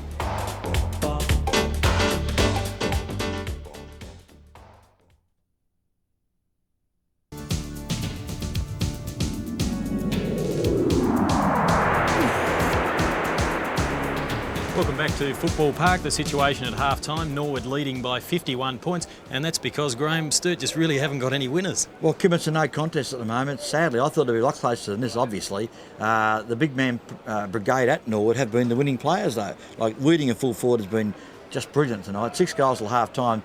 That's unsurpassed by a Norwood player this year, quite frankly. And Craig Barmer, centre-half forward, Tommy Warhurst, centre-half back, you name it, Andrew Jarman in the middle. They're all over the place, Norwood. They're just too good, too strong and too persistent. Yeah, it's been pretty hard for the big youngster Paul Greaves for his first game in ruck against 2 players like that, Hall and Pittman. Well, it's a big ask, isn't it, for a young lad who really doesn't kick that well either when he gets the ball, Kim. He's had a couple of chances and his handball's been a little astray, but he's a worker, and that's a plus for him. Yeah, the thinking's been there, the execution just hasn't been that good. There's another young player out there tonight, and that's Norwood's Brett James, and he does show some ability. He's a real player, isn't he? They've shown great faith with James, I've noticed, in their picking of their side. He rucked Rose a bit too, Kim. There's a gutsy mark. I mean, he didn't know what was coming. He had to keep his eye on the ball and take it, and he popped it through, no worries. And the same lad's been involved in a few good passages of play with hand passes to teammates going past. And he's a chance. And another player that has plenty of courage and also very creative is Sturitsky. Well, I like Justin Sturitsky. He's been number 1 ruck rover usually. Tonight he hasn't been. He's playing off the flank as a second ruck rover type. But he's a class player, Sturitsky. He's only about 19, isn't he? Like, he plays like a man of 25. The hand pass out by John. David Payne was the man who set the guy up, of course. But Sturitsky was ever alert. Left foot goal. It's been no too easy for Norwood tonight, Kim. And some of their shots for goal have been they've been a little bit lucky, I guess, but you make your own luck in the long run. You certainly do, and it pays to have numbers at the fall of the ball. And Payne, lucky not to break his leg there, the way they bent back. Well, the man that's been the big star tonight is James Weeding. There's no question of that. Well, he's such a long-rangey player. Elongated arms, I call him, Kim. He just can't stop the man, and that was a superb pass by Craig Barn, who's on fire tonight, incidentally. He's made Weeding's task a little easier. But Weeding, to his credit also, has kicked it from all angles, Kim. We saw him in the dead pocket at the far end, or the so-called golf course end, kick it through, no worries. They're all post-high goals. He's on fire tonight, Weeding, and he's in for a big year, Kim. Perhaps 100 goals. Well, there's a long way to go, but we both acknowledged his talent quite a while ago, and I'm glad to see that he's finally putting it together. A man that's not getting many opportunities at the other end is Nuski. No, one good mark for 1 goal, Graham Nuski, or Nuski, whatever the pronunciation is, but he's got a lot of bulk about him. He should be, I guess, holding a few more of his marks, given the chance, but nonetheless, he's under a lot of pressure. Godfather, the ball's coming about 3 times per quarter, and if he can't grab it each time, he's not going to get many chances. Okay, 1 goal from the efforts so far is hardly, I guess, enough for him, but still he's working hard. Yes, he's had limited opportunities, as have most of the Sturt players. Down on the boundary now is Neville Roberts. Thanks, Kim, and a player who's just made a comeback in the reserves on Saturday, Justin Scanlon. How'd you enjoy your run? Yeah, I enjoyed it. When you don't have a run that often, it's certainly enjoyable to have one once in a while. And you played in the centre? Yep, yes, it only happens when I play in the seconds. But tonight it must take the pressure off a little bit, although the game's well and truly not over. It must take the pressure off. Norwood have been under a lot lately. Well, we haven't been playing well. I think we've built up a lot of pressure. Obviously, pre-season, a lot of people, especially in the media, have been saying how good we're going to be, and you're not as good as you are until you hit the track. And we've been playing poorly, but you know, we've got a long way to go yet. But it's certainly good to be in front of this time. What about Neil Baum? How's he coped with it, and has he done anything different on the track, or has it just been business as usual?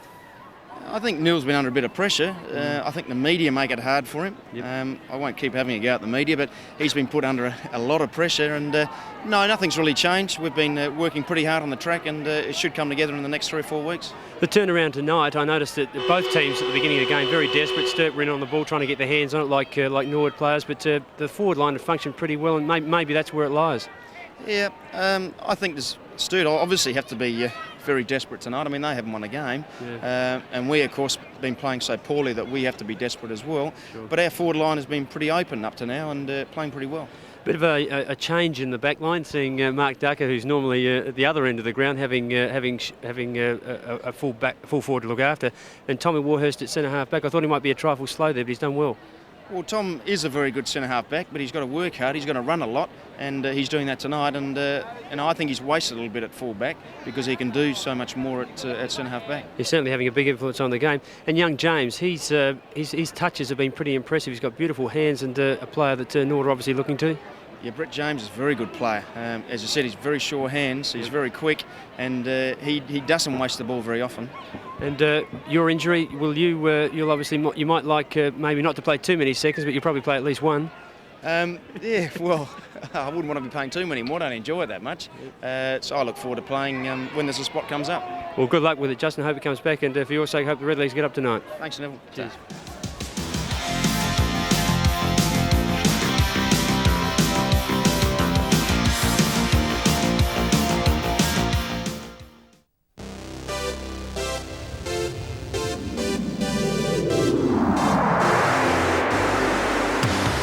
Welcome back to Football Park, and look at that prize money, the Thomas Seymour Hill Cup. Prize money worth $220,500. If you win the flag, 50,000 smackaroos. And of course, a finals appearance, $9,000 per game. So not bad money there, Rocky. It's great though, Ken. It's the first time I've actually seen the prize money distributed against placings in the five. So it's well done. I haven't seen that before. Good on you, Rock. That's I wasn't aware they won that much in '84. Now, Rocky, just looking at Norwood's performance tonight, no doubt their form so far, and in fact, if they continue, will take the pressure off Barmy and the boys. Well, as Justin Scanlon said in that interview, it certainly does, because there's no doubt they've been under pressure because of the resources they bought during the summer months, the younger players have had coming through, and the fact they haven't won a flag for a few years, or at least since '84, which is 6 years. So there's no doubt they're under pressure, and they have to perform, and their target is a grand final. So we're having lost one out of 4. Yep. That is pressure. But Rocky, with all due respects to Sturt, I don't think it's been a real contest tonight, and I think their test will come Saturday night when they play Glenelg. The unfair part maybe for Sturt is that we've actually balanced these two sides as a reasonable draw tonight. Yep. When in actual fact, I guess if it was the first round of the season and we had led into it, we would have said, well, Norwood would have won it to maybe 41 plus, because as far as man on man goes, we've seen with all the changes that Kevin Higgins has made that they just can't man up. Well, Rocky, just talking about the changes, I can't believe that at one stage there he had Whittlesey on a wing. He's trying to find a balance, but I mean, you keep moving players around to no avail, because every time, no matter what combination you've got, there's only 3 or 4 players that he's got there that, with all fairness and no disrespect to them, because I know they're down on people, Yep. they can match up on skills and ability, and I don't think it really matters where you put them. What he's got to do is leave them in a position, ask for a real hearted effort, a real determined attack on the ball, fierce competitiveness, and it's amazing what can happen when you do that. Yeah, there he is there, of course. Yep. Kevin Higgins talking to Stephen Trigg and his runner, but there's the lineup. But towards the end of that quarter, there was nothing like that at all. Well, very quickly, O'Keefe's off, Bastian's on, Reed's off, Burke went down to the centre-half back position. Garlick now is swapped because he had 6 goals kicked on him. He's a centre-half back. Burke's there. It's all over the place. Whittlesey's playing on a wing. Russell and McWilliam have been they've swapped wings and half-back flanks, and I can't keep up with them.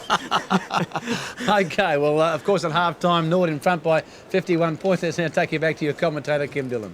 Thank you, Ken and Neville. And you're correct, Ken. 51 points is the advantage to the Red Leagues. They led by only 11 points at quarter time, but by gee, they'd had most of the football, something like 100 possessions to 68 at quarter time, and they've just increased their possession rate. And that man, Greg Whittlesey, he will be required to do something special in their second half. He's only had 6 kicks for the match. He's still playing on the wing. He's opposed to Jerry D'Antocchia. And the umpires officiating tonight, Michael Abbott and Mark Mackey. So 51 points the difference. John Hall will be opposed to the youngster in Paul Greaves. And he's tried pretty hard tonight, Greaves. But he's up against 2-class ruckmen to take up the call. It's Ken Cunningham. Thank you, Kim. Start of the second half here at Football Park. There's the bounce. D'Antocchia bundled off the football. Warhurst jamming around his body. Chance for Payne. Umpire Mark Mackey said, I'll have a bounce. Scrambling passage of play. And he'll bounce the footy. Well, can the Blues come back in this third quarter? That's the big question. The pushing and shoving. O'Keefe is back on the ground. He's at full forward, so it's one change I picked up immediately. D'Antocchia. In fact, he's in the forward pocket. Kicks towards centre half forward. Walk. The handball out to Johns. Rick the run down. Jarman. Out wide to Sturitsky here, and turn goes back to Jarman. Back onto his right leg. And a high kick back towards centre half forward. Coming out as Weeding, or misunderstanding there on that occasion. Stolen by Payne. Super work, David Payne. Up towards full forward. Alexander Rowe. Alexander threw the football through for a minor score. So there's one to Norwood. 13-8. Sturt 5-4. Yes, very quickly, Vila's gone down to centre half forward. O'Keefe is in the forward pocket. And we'll pick up the rest of them because that would imbalance the side, and there'll be 2 or 3 more, of course. The mark taken there by Garlick. Garlick could be playing at centre half back, but we'll pick that one up as well as the game progresses. Kick number 5. Out there is Zimmerman, couldn't take it. The ball works its way over the line. We've had 2 minutes of the third term. 13-8 plays 5-4. And the Red Legs would be pretty keen to grind Sturt right into the ground. They need the percentage after losing by 90 points to Central. The ball is put forward. From behind was Veal, couldn't take it. Through there is Halfpenny. He puts it up high. Baum can't control it. The back of the pack is McWilliam. He's been one of the better players for the Blues. The handball goes out to the big chap in Greaves. He puts it up high. Players set themselves, and Bastian took a good mark. Eyes on the ball. It's a committed effort, and that may encourage a few of his teammates. He puts it out towards Johns, and that the mark was taken. Johns keen to get on with it. Kick number 9. A little bit more enthusiasm being shown by the Blues. The ball punched away at the back of the pack by Robrin. Pushing it forward is O'Brien. He's been quiet. He's over the ball. In there is Ducker, and we'll have a bounce in that left forward pocket. And Kim, it's interesting. I mean, within 2 minutes of the game starting in the third quarter, Bastian comes off the bench and Richter comes off. And I don't really understand, unless he got injured in that first contest, how you can actually justify doing that within seconds after making 3 or 4 changes at half-time. Yeah, well, I won't disagree with you, Neville, as Norwood go from Ducker out towards Sturitsky. Yeah, that's pretty hard to fathom. The ball now back towards Robrin. So they're running again, the Red Legs. The ball is put out towards Payne. He was a very damaging player in the first half. He's looking to give the handball over. Rowe is still short. He decides to kick, and there's 50 metres. Alexander wouldn't move back. And this is within kicking range now for Payne. He has one. Michael Abbott said, I warned you, lad. He didn't come back. They're the ones I find a little bit difficult. I don't think it made a lot of difference. And McIntosh, who went off just before half-time, Kim, Keith Thomas replaced him, and that's the way it stayed. Obviously, McIntosh won't take any more part. Kick number 9, and that's goal number 2.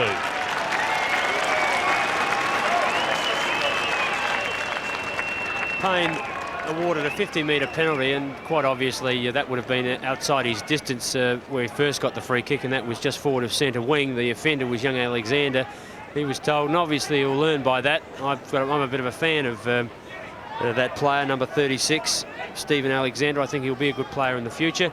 David Payne getting some attention. He's obviously got a cut on the face. Did well to kick another goal.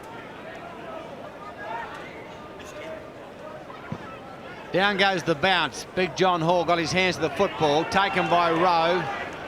Kick number 11 for Rowe towards half forward. Payne got to get a free kick. He was poleaxed. And David Payne will get the free kick. That was a very crude tackle by Stephen Alexander, Rocky. Making a commitment to go at the body, and a coach wouldn't be disappointed with the commitment, but shouldn't give away a free kick. Payne. Smart's his target. Oh, Smart just pushed him all aside. Couldn't quite take the mark. Rowe works hard. Back towards Sturitsky. He's kicked the goal, has he? Yes, he had. And that's, yes, he has. That's his second. Yeah, too many Sturt players, you know, Bastian, Walk, etc. around the play there. Let's have a look at it. There's players there. See Walk. Russell goes to ground. But players don't run at the body. Bastian making a late attempt there. There's 4 or 5 Sturt players there. Let's have a look. Look at them all. Nobody really making a play.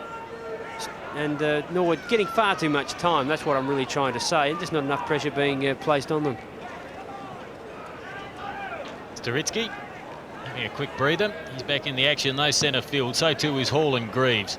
Hall won the tap quite easily, but it went straight down towards Eye. He's been a quiet player, but then again, he's done pretty well on Jarman this afternoon. Try this evening. Kim, as the mark's taken on the outer side by Maynard. The handball out towards Halfpenny. He streams through centre field, puts it up high. Payne will have to sit underneath this one. Alexander and Payne. This time Alexander couldn't take it. Smart in there. Gave it out looking for Payne. Eventually it goes towards Thomas, who went back towards Dantoccia. And his kick has gone over the line for a point. And if we have a look at David Payne, he has copped a nasty cut on the eye, and I think he's still bleeding. Must be on the right side of his face. There it is. The kick-off by Garlick goes to the outer side. Oh, good mark. Top mark by Sturitsky. Geez, a good play. His 19th possession. Not a bad performance, and we've played 6 minutes into the third quarter. Towards full forward. Bastian went high. Couldn't complete the mark, and umpire Abbott will call for a bounce down at centre half forward. Norwood well and truly on top now, just putting the ball in there at will, and if they get a little bit more callous and they start to use the ball, they could really hurt Sturt a bit more. Smart, Greaves weeding over the top of the free kick will go the way of Greaves. He's copped the high one against Smart. That's one of the problems with Doug Smart's game. He tends to give away a lot of free kicks. The handball goes to Burke. Burke will go to the outer side, looking for Whittlesea. Zimmerman is with him. McGowan is there. I got pushed in the back by Jum, but still took the football. That's good work. Chance now for Johns. He's quick. Runs past Big John Hall through the centre. Kick number 11 towards centre half forward. Oh, good strong mark by Rodman in front of O'Keefe. Not a good handball though, but Ducker does it well. Halfpenny. Zimmerman back to Ducker. Norwood running the ball out of defence towards Rowe. Stolen by McGowan. Plays on quickly, back towards Johns in the middle. He marks. The handball, McWilliam. She with the sloppy stuff. Radbone back to Whittlesea, up towards full forward it goes. A chance for Nuski, can't do much about it. Well on that occasion as Jarman mops up, comes back towards the outer side. O'Brien giving chase, he's got plenty of speed, has possession now. A chance to go short, does so. And in fact, on this occasion finds David Eye. And of course, Jarman looking for the boundary line on that occasion, and Rodney Maynard gives him a hand in the second attempt to get it there. His kick just didn't make the distance first up. Yes, not quite having the power. 8 minutes into this third term, 99 opposed to 34. Norwood well and truly in front. John Hall takes front position and wins the tap. Down towards Rowe. He'll go back there towards Warhurst, who still has the socks up. His sweeping handball finds Robran, who in turn uses the left hand to find Tanner. Tanner goes back. They have the numbers. They're running the Red Leagues. The ball now is Sturitsky. Over the top to Robran, who's run down from that back pocket. He may get run down again, and he is. Well done by McGowan. And they had a lot of the ball, but just didn't get rid of it at the crucial moment. Let's have a look at it from behind, and it was a good tackle. Notice how he held off without falling into the player's back. The ball at centre half forward, Alexander over the top. Umpire Mark Mackey will bounce, I reckon about 50 metres out from goal. Approaching the 9-minute mark, a number of players at the fall of the ball. Jarman there will be searching for the crumbs. The tap, won by Greaves. The ball down towards Rowe. The handball over the top is good. The running player is Sturitsky. He's a class act, Sturitsky, as he drives the ball in underneath Payne. The spoiler from behind was Russell. Payne back over the top. He's on the left leg. The handball goes back to Maynard. He goes back in turn looking for Barn with an awful handball, and they don't deserve to have possession as Sturt go forward and the ball goes out towards Richter. Takes it. The tackle by Ducker didn't stop the handball going out towards O'Brien, and the mark is taken by Alexander. Now he's playing across the half-forward line now, Alexander, or he could be centre in fact. The pass out towards Veal, and for mine, he plays on though. Must have been touched, and must have been touched, I would say. Well, you'd hope so. He's too experienced to make a mistake like that. It's just to get you up to date on the latest in the volume of moves from the Sturt bench. Keith has gone to a forward pocket. Veal has gone to centre half forward. Bastian's gone to a half-back flank on James. Richter's come off. Greaves has gone to centre half-back, and I'm out of breath. The kick-off by Robin comes towards the grandstand side, and the mark by O'Brien. O'Brien goes in towards centre half forward, and Johns takes the mark right on the 50-metre line. Johns, pretty quick, useful player. Pick number 12 for Johns. Gets in close, in fact runs round the man on the mark, then goes onto the left boot, up towards the goal to go. That's well done, Andrew Johns. Very good stuff indeed, Andrew Johns. And that's Sturt, 6th goal. Yes, it's this boy's got a lot of pace, and playing off a wing can do a lot of damage. From that, there he is from the 50-metre line. Has no trouble and no problems with confidence running around the player on the mark and goes straight at goal. And without trying to harp on it, I make the point that Kevin Higgins has made around about 20-odd moves. That's without his on and off the bench normal moves where he had to have to make the player, say, ruckman changes, and that's far too many. 99 points opposed to 41. Let's see if the Blues can get a few quick goals on the board. Hall steaming in. Greaves came in from the side. Hall won the tap, but he copped one high as well. In there is Thomas. He'd be keen to find a little bit of the football. Balm in there as well. The free kick will go the way of McWilliam.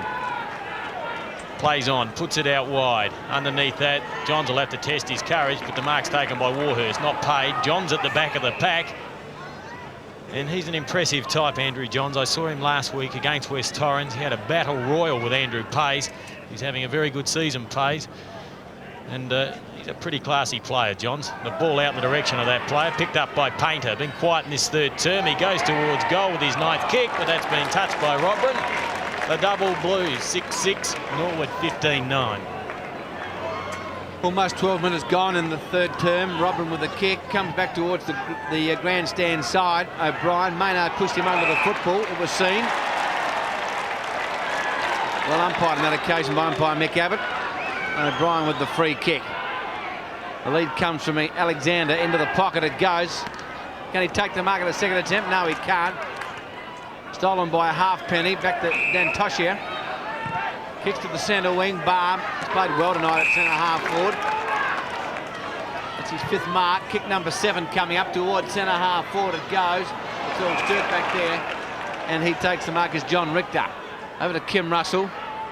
Radburn goes to the half-forward flank. Johns, Sturt's worst player tonight by any stretch of the imagination. Ran round Andrew Jarman up towards full forward. Goes, keeps it, mark this. No, he doesn't. Off hands and through for a minor score. And Norwood 15-9, the Blues 6-7. Unless my memory serves me incorrectly, Johns kicked that goal only moments ago with the left leg, and he approached, attempted that with the right. So he's a pretty complete player. He looked very balanced on both sides of the body. The Redlegs push the ball back out towards Maynard. The spoil came from either. Crumbs picked up by Painter, looking for the free kick. Play on the call. Payne gets it out towards James, and the youngster drives the ball in long. The target is Barm. He's underneath it. Didn't take the mark, but receives the free kick for a push. And Garlett can't believe it. What a nice way to start your league career. Be on the end of a hiding like this. 15 goals to 6. Weeding, big lead, well out in front, ignored by Barm. I think Craig Barm fancies himself here. The distance won't beat him, but the accuracy might. The right foot kick appeared to drag it across the body slightly, but it just touched on the line. Not a bad kick. He normally can get a higher trajectory than that, and his brother's not necessarily happy. Well, I can tell you the rule is if you're out of distance, not to have a shot, and I guess he just misjudged his own distance. McWilliam goes towards centre wing. Garlick dropped the mark, taken by Zimmerman. Norwood go towards Dantoshia, tackled by O'Brien. The ball is forced out of that player's hands and in fact out of play. Right in front of the scoreboard here at Football Park, out of side. Beautiful night for football. You're watching it on Nine's Wide World of Sports, live and exclusive. Just to explain that, Ken, if most sides are the same, if a player having a shot for goal is a bit out of distance, the coaches would rather see them put it in front of the square and keep the ball in play and have a contest for goal rather than give the possession back to the opposition with a point. Comment there from Rocky Roberts. Free kick has been paid. Radbone is the recipient from the back pocket. Kick number 5. Pretty quiet play tonight. Chance for McGowan now. Kick number 6 towards centre wing. Veal, Rowe. Veal does it well, picks it up into the pocket looking for Bastian. He's been all over the place tonight, here, there and everywhere. Bastian did that very, very well indeed. Has a chance to goal here. It deserves the goal. It's horrible. Great goal to Bastian. Goal number 7 to Sturt.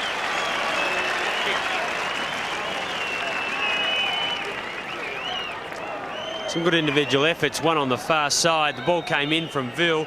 Watch him now. Halfpenny covered his own player and was watching Alexander. Could have gone to the right, but very difficult to know what to do. He broke onto his left foot. You wouldn't normally expect him to do that because he is a natural right footer. And Bastian, pretty talented player, now playing, appears to be at full forward now, coming off a half-back flank, so there's another move. 100 points, plays 49. The Red Leagues lead by 51 points, and that was the margin at half-time. So the Blues haven't done a bad job this quarter. The mark taken by Robrin. And Bastian kicking that last goal, Kim. He's come from a half-back flank just in the last few minutes and has been moved to full forward. Well, he's certainly seeing plenty of Football Park.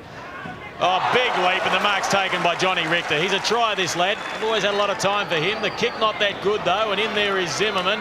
He couldn't take it. Jarman's been a little bit quiet. Richter in there to make amends. The handball back towards Whittlesea, in turn to David I.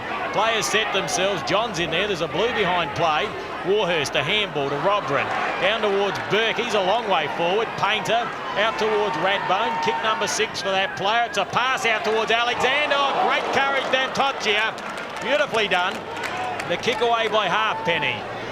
The Blues have the numbers. Greaves the hit, but Rowe has the football. Superior pace. Back to Thomas. Back there is O'Keefe, and gee, you want to have a good look at the brand of the foot. He hasn't seen it much tonight. Short pass. That's his first kick, in fact. And it's been taken by O'Brien, and young Alexander's down. That's bad luck for the Blues. Whittlesea is loose. The ball goes out wide, and he's found Painter.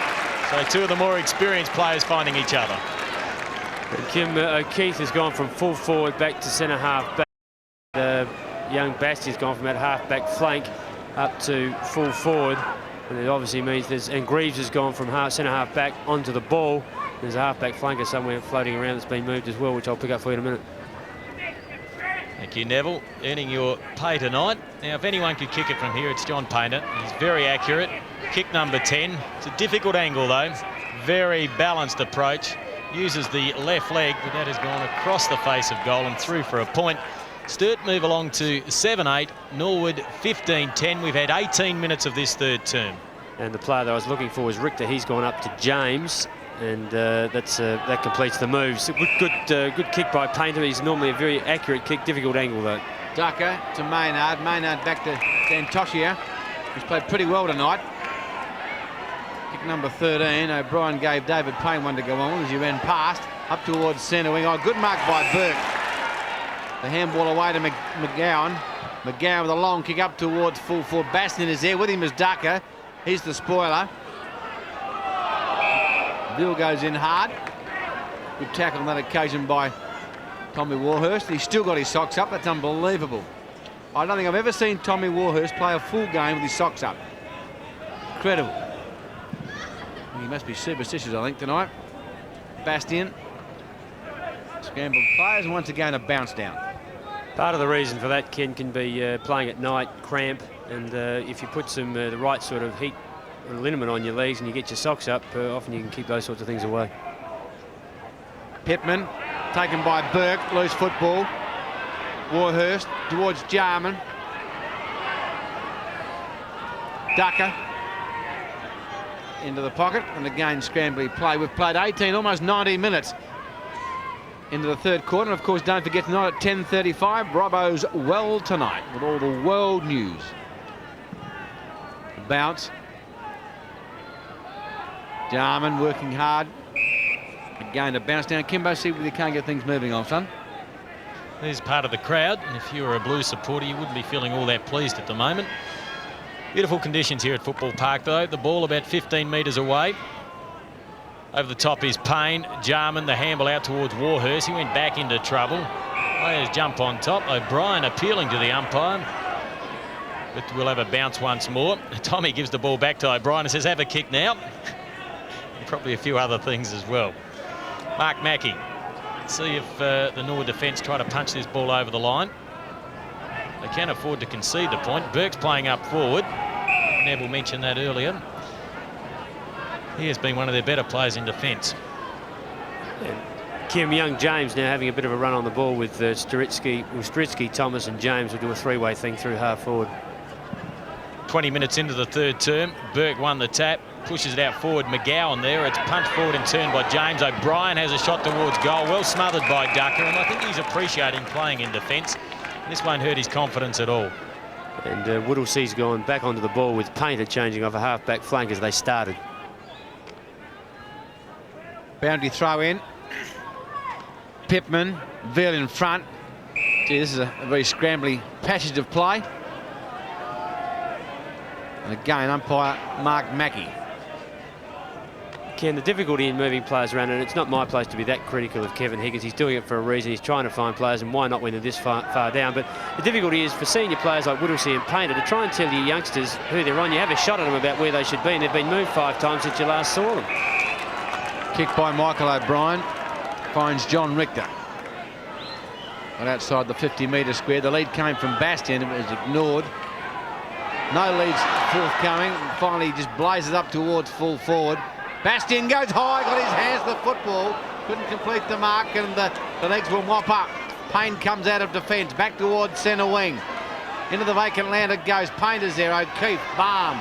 Coming out was Rowe. Off to Thomas. Thomas into the pocket. Wedding's in front here with a chance. Garlick. And the boundary umpire says the ball is in fact out of play. And if you have a look at number 42 there, the young boy that I was very, very keen to see off of Weeding, who kicked 6 on, he was now back on him. And I think that's a pretty bad move to be critical, and it's not my place again, but I think it's a bad move because the boy just doesn't need that done to his confidence at that age. Well, Keith's gone to centre half back. He's on Balm, but a great mark being taken there. That is tremendous work, and that is by David Walk. Lucky not to give 50 metres away. It was Doug Smart. Walk kicks to the outer side. He's a clever footballer, Walk.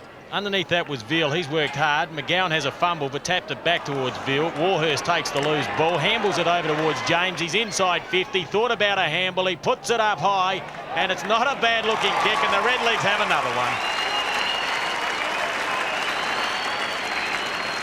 Talk about pay for your errors. McGowan, who hasn't been their worst player by a long shot, playing on a wing, directly on either Dontocchia or Tanner.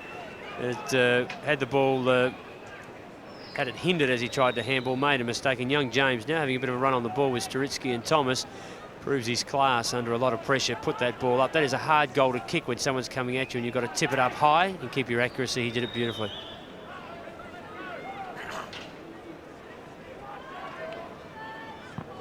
Back in the centre. Again, too many players in the square.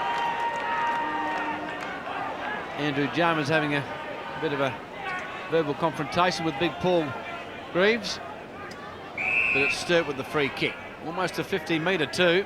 The handball away to McWilliam. To Whittlesea.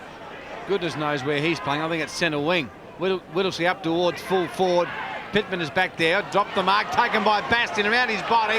Bastian as he kicked out. That's good work by the youngster. That's his second goal. And gee whiz, he certainly shows some promise, Rock, this young bloke. He really has a go, young Bastian. It's his 7th kick, and once again, he's a good young player. Whittlesea will bring the ball back in. Jason Bastian started on the interchange bench and came on and has played in 3 positions now.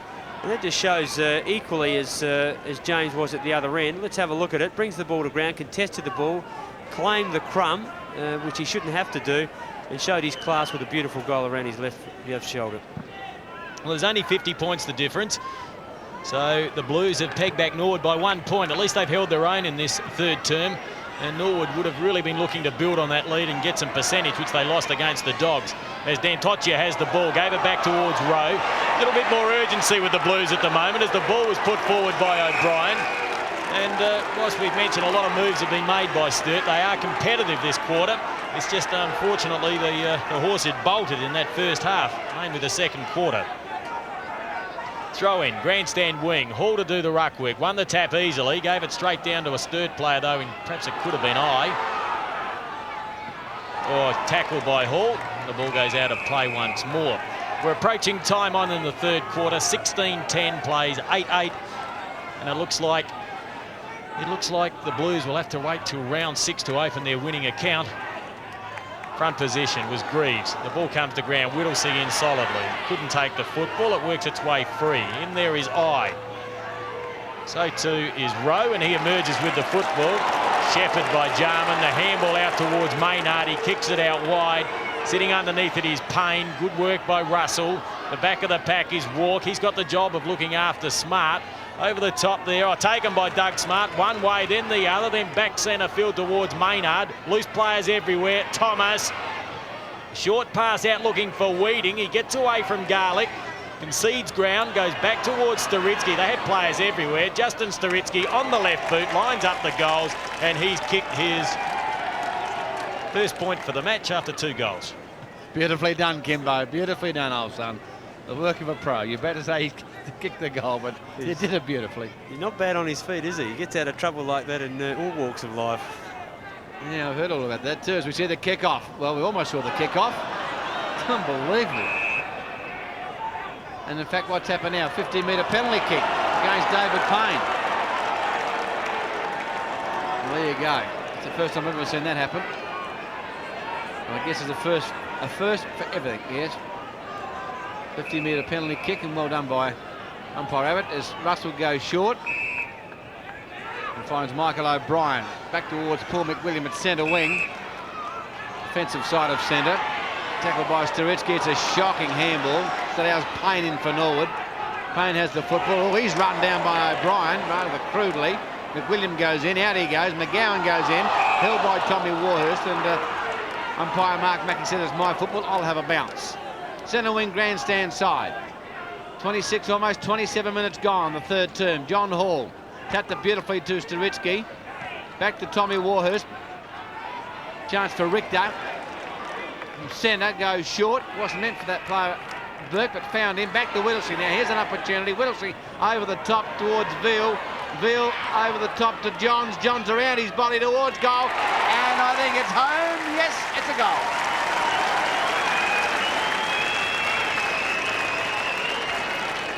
Yes, Johns from his wing, doing it well again, kept running. Whittlesey caught in trouble. They have players running everywhere there. Veal, it was, who got it over to Johns. He had Painter if he wanted him running into an open goal, decided to go for it himself.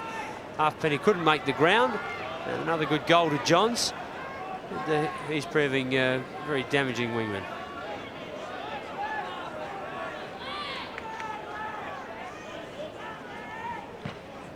Centre field, 62 opposed to 107. The Redlegs with the advantage, and that is a good tackle on Storitsky. Play on the call, though. And now a free kick's been picked out, and it will go the way of Storitsky. Apparently he was held on to far too long by O'Brien.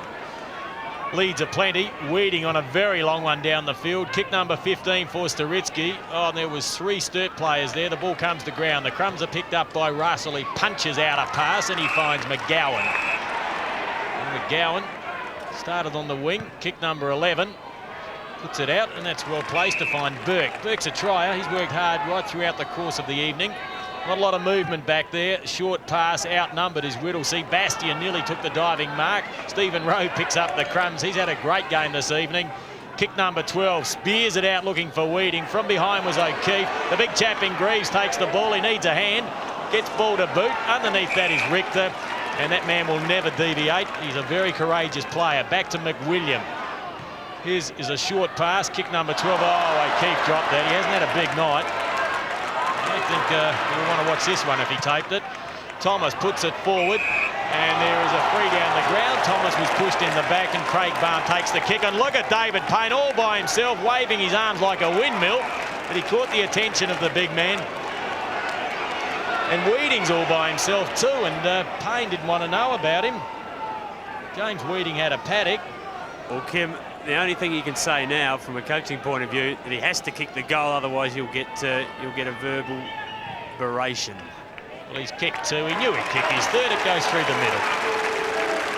Nothing wrong with being confident about kicking goals, but if you take chances and you don't give it off, you've got to be prepared to suffer the consequences. Exactly as I get a bit of help with my English from the background. Kim Dillon, thank you. Beautiful pass across the centre of the ground. Blood coming from his eyes, you see in the frame. Young David Payne. And a shocker last week, back on top this week. Well, I certainly couldn't help you with the English, Rocky, that's for sure. And with umpire Mick Abbott, again too many players in the square. This time it'll go Norwood's way. So it's Big John Hall. From the centre of the ground, up towards centre half forward, looking for Weeding. Up high with O'Keefe, but in the fair with Weeding. He heard him too at the same time. O'Keefe is arguing with umpire Mick Abbott, and now it's 50 metres. Well, Kim Russell wouldn't give the football back. He was asked once by umpire Mick Abbott. He wouldn't give the football back. And as a consequence now, there's Kim arguing with the umpire. He knew there was a free kick. He was told once he wouldn't give it back. And now 50 metre, right on the goal line. And the Sturt players drop their head. Umpire Mick Abbott. Kim Russell can't believe it. And that's a gimme goal, that one. James Weeding, his 7th goal. Unbelievable stuff, Rob. Well, it's been a good game by that man in your screen, James Weeding, but in particular the 50-metre penalty tonight has been delivered pretty savagely, and I think it's a point the umpires are making. There's 5 in fact being given, and they're just saying to the players that they'll keep control of the game by the use of the 50-metre, and you can see by that just how penalising it is. It puts a player in ridiculous range of goal, and it hurts greatly. But James Weeding in your screen, big night out with 7. We're well into time on in this final term. The action on Nine's Wide World of Sports. The Blues in enormous trouble. And the Redlegs finding a little bit of touch as the siren sounds. The Redlegs 119 points, leading Sturt 62 points. Yes, and far too good. Had an absolute blitzer in the third quarter. Norwood came out, didn't take any prisoners at all. They're on top at centre half forward. They're on top at full forward. Their backline got on top, and their running players now in the game. McIntosh off the ground didn't make any difference, and the Red League's far too good. Yes, at three-quarter time, with the Legs in front by 57 points. You're watching the game live and exclusive on Nine's Wide World of Sports.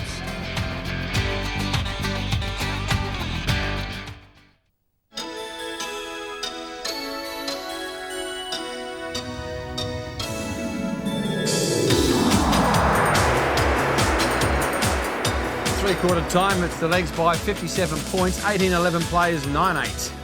And looking at the leading goal kickers for the Blues, 3 players with 2 goals apiece, Veal, Bastian and Johns. And for the Redlegs, Weeding's kicked 7, Rowan Payne 3, Sturitsky and James 2 goals each. And Kimbo, that was probably Sturt's best quarter for the game. Well, I suppose when you look at it, they only lost that quarter by 1 goal. They at least managed to kick 4-4, so it was a better term. I thought there was a lot more endeavour and commitment there in that quarter, and Bastian showed something up forward. And for a moment there, the Blues looked remotely settled.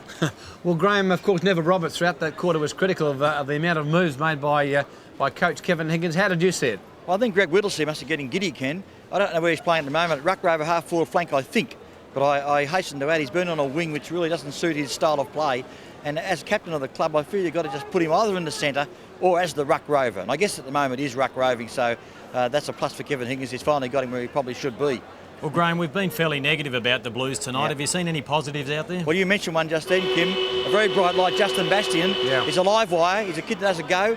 Got plenty of courage, and I like what he did in that third quarter. A couple of his marks and the way he got back into the play with that left foot goal was good to watch. And he's a kid with the future, I would say. Yes, Jason Bastian, we're just watching him kick a goal now. It was the left foot snap, and he has shown great endeavour, and he's prepared to have a go, and I think that's what pays off. And Johnny Richter does the same in defence. Yes, and so did young McGowan all night. I think on his wing, he's probably held sway a little on that side of the ground. He is really as a goer, McGowan. And I like that pace he accelerates as soon as he gets the ball and makes them chase him, which is something Sturt haven't made the play, Ken. They've sat back and been sort of second to the ball, prepared to sort of grab the Norwood jumper as it goes past, and it just hasn't worked. Well, Graham, talking about young kids having a go, young Sturt's having a go tonight, and gee whiz, he's a fine ball player, isn't he? Yes, Ken, he's one of the bright lights of Norwood. I think I said before he's only 19, I think now. He had a great year last year, and he could be anything, Sturt, quite frankly. But Norwood all over the ground have been supreme tonight.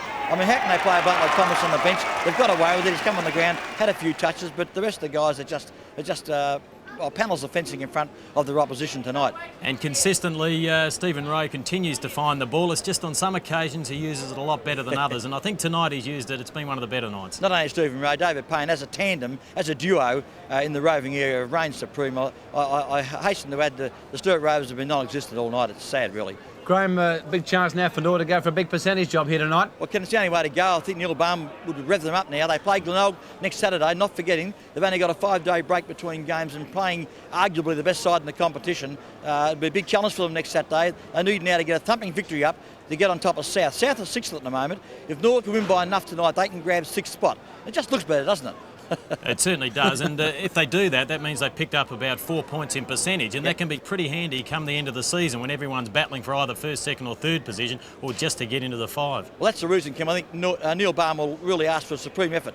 30 minutes now of application, the continual pushing of the ball into the forward line. Give James Worthing a chance to kick 10. I think he will, Ken. I think he'll get 10 tonight, James Worthing. He's been very impressive, Graham, hasn't he? I know you're a big fan of James Worthing, old son. Well, I made a bit of a faux pas, I suppose. Start of the year, I earmarked him for 100 goals. That's pretty difficult at the best of times. But when you think about it, Ken, it's only 5 goals a game. And tonight he's got 7. So if he gets another 4 or 5 now, he'll make up the leeway that he's fallen back on hard times the last few weeks. Oh, Graham, he's too quick, isn't he? He's the perennial optimist. OK, let's now take you back to your commentator, Neville Roberts. Thanks, boys. And you certainly is an optimist. I wouldn't like to be putting my money on Sturt tonight, but they've got some exciting youngsters. Bastian's now at full forward. We've got Radbone on a wing. We've got quite a few other changes too, which appear to have been made without trying to look for the ones that aren't there. 18-11, 1-1-9. The Double Blues 9-8-62 as we start the final quarter here at Football Park, and Norwood well and truly in control. In ruck, John Hall and Greaves. Hall gets it to ground, goes towards Tanner. Jarman in there fights hard. He's caught by Alexander, and we'll have a ball up. Umpire Mark Mackey about to place the ball to ground once more. A few indifferent decisions tonight, a few of those 50-metre penalties we spoke about earlier. Underneath that, the mark's been taken by O'Keefe. Well, let's see if the Blues can actually win a quarter of football. They haven't been able to do it in the first 3. The pass goes out towards McWilliam. As we mentioned earlier, it's been a try throughout the course of the evening. The pass goes in towards Radbone. It was too high for that player, though, and it's accepted beautifully by Tanner, who chips it out looking for Baum, but at the back of the pack is O'Keefe. Now, he's shown some ability, O'Keefe. He's just been out of sorts tonight. He struggled a little bit. Alexander couldn't take it. Rowe gets the handball out. Over the top is James. Quick hands to find Sturitsky. In turn, and he goes over towards Thomas, and Thomas has kicked his first. Keith Thomas started on the bench tonight. Been down on form a little bit over the last few weeks, but he hasn't been alone in that category. He's catching in replay. Young James is the player. Quick hands, gets it onto Sturitsky. He's caught, wrong foot, gets it onto Thomas quickly. Notice how he turned the ball on its edge, kicked it deliberately so it would bend back from right to left. Have a look at that again. Watch how he turns the ball. Bang, see the curve on it. Easy goal. Well, it's Norwood by 10 goals, 3, would you believe? 1.5 minutes into the final term. Big John Hall played well tonight.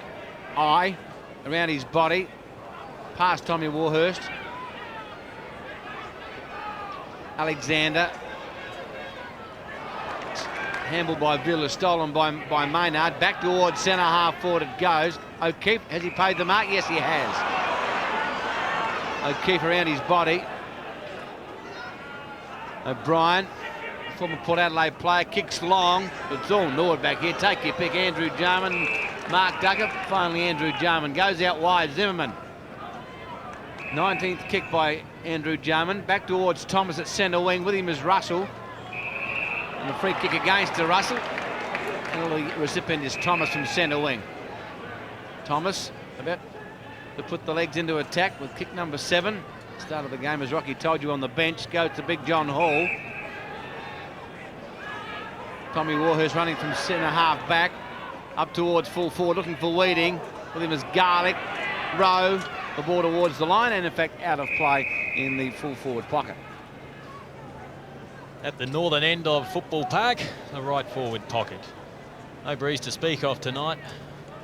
Very slight, favouring the southern end. It's had no effect on the game whatsoever. There's number 60, Paul Greaves, playing his first league game, and he's worked hard, but he's been up against it. Pittman and Hall to contend with. The ball comes down to Rowe. He's had plenty of opportunities tonight due to the ruck dominance of the Redlegs, and that's one of those occasions when he tries to do too much and he's paid the penalty. And 49 hit-outs to 10, so players like Rowe and Payne should have found plenty of the ball tonight, and they have. Alexander kicks back towards the centre-half back position. Well done, Robertville. I think he's been about Sturt's best player. He's been a real try. He's been value for touches. He found Burke. That is a good feed over to McGowan. He'll be too quick for Robber, and he straightens the body, and he kicks a goal, and in fact, that is his second. Well, I'm glad he kicked a goal, because I just wanted to say something about him a second ago. Young McGowan, he's a very quick player. Started on a wing tonight at least, and now finds himself in a forward pocket. And the unusual part is that the other wingman on the other side, which was Johns, is also in a forward pocket. And we have Radbone, and I'll pick up the other wingman who's changed over. Beautifully put ball. They play on with a chance. Look at his pace. Steadies up, runs straight at goal. A lot of players wouldn't track straight to goal. They would kick across their body. And it had the sense to straighten up and kick to goal. And in fact, he's changing in the forward pocket as a rover. Great work by Veal. As the bounce down, Hall goes in again, gives it to Rowe, to Stawitsky, runs into a brick wall, threw it away. Warhurst busts it off the football. Veal, and agree with Kim, he's their best player tonight by far, towards centre half forward. Ducker in front, being harassed by Bastian, but does it well. Halfpenny is met by the body. Dan Toshia over to Maynard. Back towards centre wing. Here's a chance for Whittlesey now. Whittlesey comes out, blocks it beautifully, then takes the footy. Towards half forward, Bastian. Did it well, Bastian. It's a good grab. Very impressive play, this young boy. Kick number 8. Towards Painter, and he marks. Again, I could just see the young fella putting Painter in a compromising position, and I think the veteran thought as it left the boot that he might have to be going backwards into a pack. And when you're 9 goals down and it's the last quarter, it's the last thing you really need. But the kick actually kept its trajectory pretty low. And the mark was a beauty, as you called it. And Painter from here, you'd have to back him. Kick number 11 for Jack Painter. And it's a goal. John Painter kicks Sturt's 11th goal.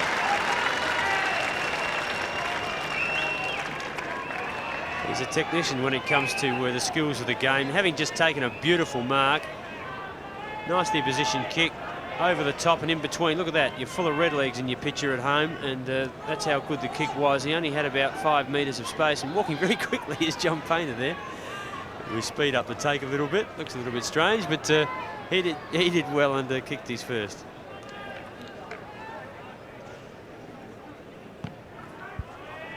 The margin reduced to 51 points. In there working hard is Balm. Over the top of it is Rowe. In fact, that was Dan Toccia. The Redlegs go forward. Underneath that, the mark will drop by Payne. Play on the call. The Blues trying to work the ball forward. Jumping over the top there is O'Keefe. And we'll have a bounce about 55 metres out from the Redlegs goal. There's Macca. He received, appeared to be a leg injury. And Pittman and Graham Winter, sports psychologist. So they certainly have plenty of off-ground support. James couldn't get the kick away. In there is I. Had the job of looking after Jarman tonight. Hasn't done a bad job, but he's impossible to stop Andrew Jarman. The crowd one holding the ball against Rowe. Eventually a high tackle is picked out, and the free kick will go to Brett James. He's kicked 2 goals, one in the second term, one in the third. The pass is good, and O'Keefe is having a better final term. He's finding a little bit of the football. Whittlesey wants it short. O'Keefe picked up 4 kicks in the final term. Whittlesey's been a quiet player.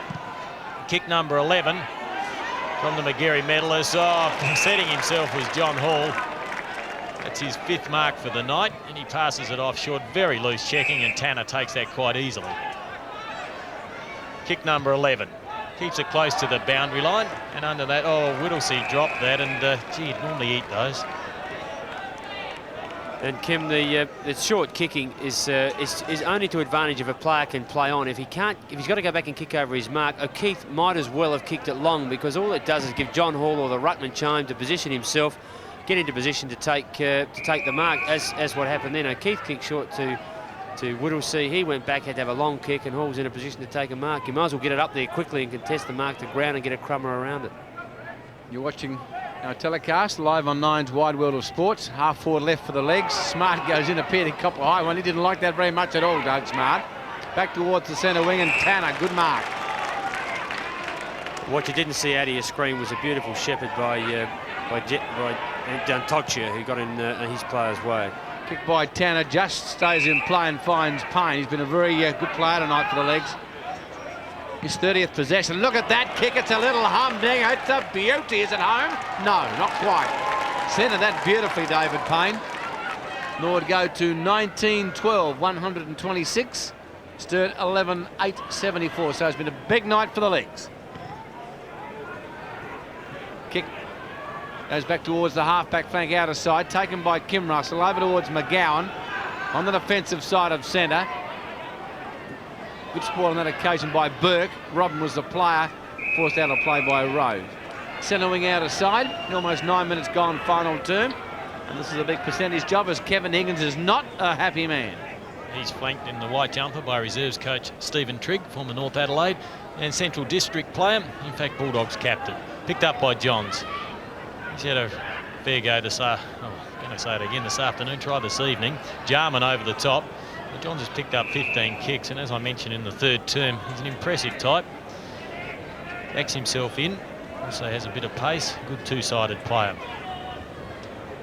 Andrew Jarman has picked up 34 possessions this evening, but hasn't been all that noticeable, strangely enough. Matthew Robran looking for a play on advantage. The free kick will be taken by John Hall. So the big chap's played a good game tonight, been very dominant in the ruck. He's had 29 possessions.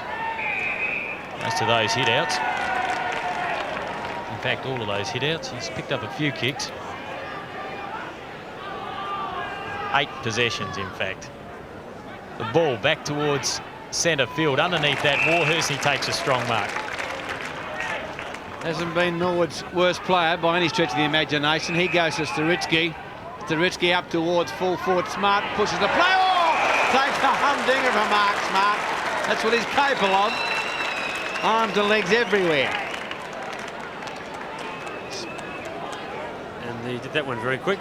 As the ball came in there, it came in so quickly that the umpire, when the umpire's caught that far behind the play, a forward can get away with a few things like that, and there's no doubt he did push his opponent, gave himself a lift. Doug Smart, not the best kick for goal. That's an absolute shock. Well, I don't want to be unkind to the young man. He's got plenty of ability, but that was a shocker. It's not a bad sign, though. Vintage Doug Smart, he might be getting back to his best. Well, let's hope so, because he's an exciting player to watch. The kick comes towards the grandstand side. Rowe, Tanner, both been good players tonight for the legs. Oh, did that well, Rowe. 20th possession. Smart pushed it again. Not seen by the umpire. McWilliam. O'Keefe did that well. Back towards the grandstand side. Burke is there, so is Robran. Back towards Stephen Rowe. Flanked by Tanner. Stolen by Russell. Here's a chance now for beautifully still stolen on that occasion by Hall. Hall goes back towards Jarman. Jarman around his body. Through the space. It's a great tackle by O'Keefe. Should have been rewarded with a holding the ball decision. Here's a chance for Johns. Johns to Russell. Gee whiz, it's scrappy stuff at the moment as we see Rowe. Back up towards full forward. O'Keefe in front. And he takes the mark and plays on quickly. Back towards centre wing, the wobbly old kick, it'll bounce out of play. Yes, it will. Well, Big O'Keefe, he's very suited standing a player like Craig Baum. They're not over-endowed with speed. And O'Keefe is having a very good final term. He's picked up 7 kicks in the final term. Prior to that, he'd only had 1 kick. So he's salvaging something out of the wreck as the handball goes from James to Thomas. Now back towards Weeding. Underneath that, oh, it couldn't take the mark. In there is Payne. He's alive. White loves kicking goals. He has 3. Now has 3 goals, 3. With kick number 17. We're nearly 13 minutes into the final term, 128 opposed to 74. Norwood with all the play now, but not using the ball very efficiently at all, and I don't think Neil Barman will be that happy with their sorties into the forward line. They're a little bit indirect and without result. Richter off to Garlick. That marked Alexander. No, not paid. Chance now for the Blues. Veal got a high tackle, free kick not forthcoming. Veal goes in again, tackled by Halfpenny and holding the ball. So he should have got the first one, then gets pinged. He's a bit cross, Veal, a bit unlucky, but that's the game of footy. Halfpenny with the free kick out of side, defensive side of centre. Kick number 10. Mark has been paid again to O'Keefe. He's having a pearler of a quarter. Johns, McGowan, chance for McWilliam. Back towards half forward it goes. Tommy Warhurst coming here and takes a fine mark. Straightens up. Oh, here's a golden opportunity for the legs now. Sturicki put that in front of Payne. Beautifully put by Sturicki. Just outside the 50-metre line. Weeding moves about at full forward. He comes from behind. Weeding can't quite take it the second attempt. Thomas. Loose ball. Kicked off the ground by O'Keefe. Tanner towards Robran. Beautifully done by the youngster. Straightens up in towards full forward, but he's pulled it too much, and again only a minor score to the legs. How they're missing opportunities this final term. Yeah, many opportunities, and young Matthew Robran coming up the ground. He's been looking to come up the ground most of the last quarter and a half. Finally got his opportunity, but a little bit offline. 14 minutes into the final term, 19-15, plays 11-8. The kick to the outer side, and a mark's been taken out there by Richter. Gives it back towards David Eye, who's in a bit of trouble here. The handball is not good back towards Richter. Painter's there to lend assistance, but Richter does it all right by himself. The kick not all that flash. Warhurst pushed in the back, play on the call. Dontocchia gets the kick away. It's picked up there by Garlick, runs into a teammate, gives it back to Jack Painter. He goes centre field to find Paul McWilliam. Now down the ground, Johns wants it. He's called for it. He's underneath it. He should have the pace to take the football. Off he goes. Zimmerman in pursuit. Johns handballs it straight back to Sturicki. He says thank you very much. Then handballs it out towards the running player in Warhurst. Over the top, the Robran. He left it behind. It's now picked up by Veal, who drops out a short pass looking for Whittlesey. He can't take it. Another opportunity for Johns on the left boot. Kicks it straight towards Andrew Newton-Jarman, who takes it in the chest. Jars around the body. The row. Oh, here's a golden opportunity now for Norwood once again. Then Toshia to Balm. Oh, he drops a mark he should have taken. A chance for O'Keefe again. Goes towards the boundary line. Painter. Back onto the left boot. Beautifully put to McGowan. Geez, he's got skills, John Painter.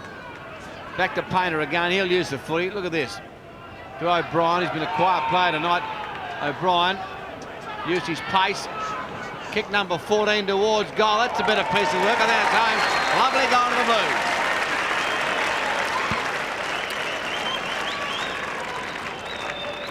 Blues. O'Brien making full use of his most valuable asset, or one of his most valuable assets, and that's his pace. Have a look at him here. Halfpenny's not slow. There's the 50-metre line, so just forward of that. Let's go with a big kick, and that carried the distance well over the line. That's a good goal. Worth looking at again as he does it from the 50-metre line. Did well to kick his first. Well, the Blues have fought hard in this second half. They trail now by only 49 points. Payne in there emerges with the football. Have to be quick. It's a handball, a bullet-like one out towards Robran. Now they'll be looking for Weeding. He goes to the goal. It's unprotected. Which way will it bounce? It won't actually make the distance. And Walk handballs over the top. It's a sweeping handball. Finds Russell, who goes back to O'Keefe. He's had a huge last quarter. 9 kicks in the last quarter, 10 kicks for the match. Short pass by Radbone finds Whittlesey. He plays on close to the boundary line. Setting himself Veal. There's 3 Norwood players there. Veal did well to take that over the line, assisted by Zimmerman. And we'll have a throw in just to the southern end of the interchange gates as Pittman prepares to come onto the ground to replace John Hall. Hall's done it pretty easy tonight. Oh, a little bit of frustration there by Greaves. But Hall wins the tap straight down the throat of Payne. His handball wasn't good. 31 taps John Hall's won tonight. Johns gets the kick away. Did it well. McGowan, this will suit him if he picks it up cleanly. Yes, he does. The handball now out towards Burke. Burke back onto the right boot. Bastian underneath, opposed to Ducker. Either player could control it. Dantocia in there. And the handball goes over towards Maynard, back towards Ducker. They have numbers at the fall of the ball. Stolen by Jarman. Clever work. Great to see. Oh, he's a beautiful footballer to watch. But that came unstuck. Bill stole it. Goes towards goal. The accuracy that not there with kick number 10. And Veal earlier in that piece of play had an opportunity on his left foot to have a snap at goal, and it probably would have been the play to go with. He gave it back to Burke, who was wasn't placed well to kick it at all, and it was a wasted opportunity. 18 minutes gone, the final term. Ducker comes towards the grandstand side. Zimmerman, Johns, gets it out towards Painter, taps it on towards Veal. He's surrounded by Norwood players. Can't do much with the football, and umpire Mark Mackey rules the ball is being held to him. Norwood 19-15, Sturt 12-9. It's been a cakewalk here tonight for the legs, it really has. Pittman's there with Greaves, two youngsters. Maynard, out it goes to Warhurst. Goes to centre wing. Kick number 9 for Tommy. Dantocia towards half forward. And a relayed free kick. Well, that's not good news for the Double Blues. That brings the Norwood side to the 50-metre line. And it's Stephen Rowe. Kick number 16 for Stephen Rowe. Weeding is the target. Well done on that occasion by Garlick. But in goes Weeding again. Stolen by Russell. Garlick is there. O'Keefe. He's tackled by Weeding. Payne. Been a real busy player tonight for the legs. Dantocia. Sturitsky. Not doing the like at the moment. Jarman will be tackled. He'll lose the football. There's some interesting duel here between Jars. Beautifully done. He's got a free kick at long last, Jars. He'll love that. He'll love that, Jars. He's lying there prostrate, but he's okay. You watch him jump up. You can read him like a book. Well, you can say what you like about him. He's great for footy. He's frustrating if you're playing against him, I can tell you. Yes, he virtually ridicules the opposition. Look at that. Doug Smart, ex-Rooster to Rooster. A big grab. Have a look at that. He didn't even push or do anything illegal that time. That was sheer strength and ability. Well, Kim, I guess there's some justice in all of that. Those two boys have been pretty well ridiculed everywhere about their inability early in the season, but it's paying off now.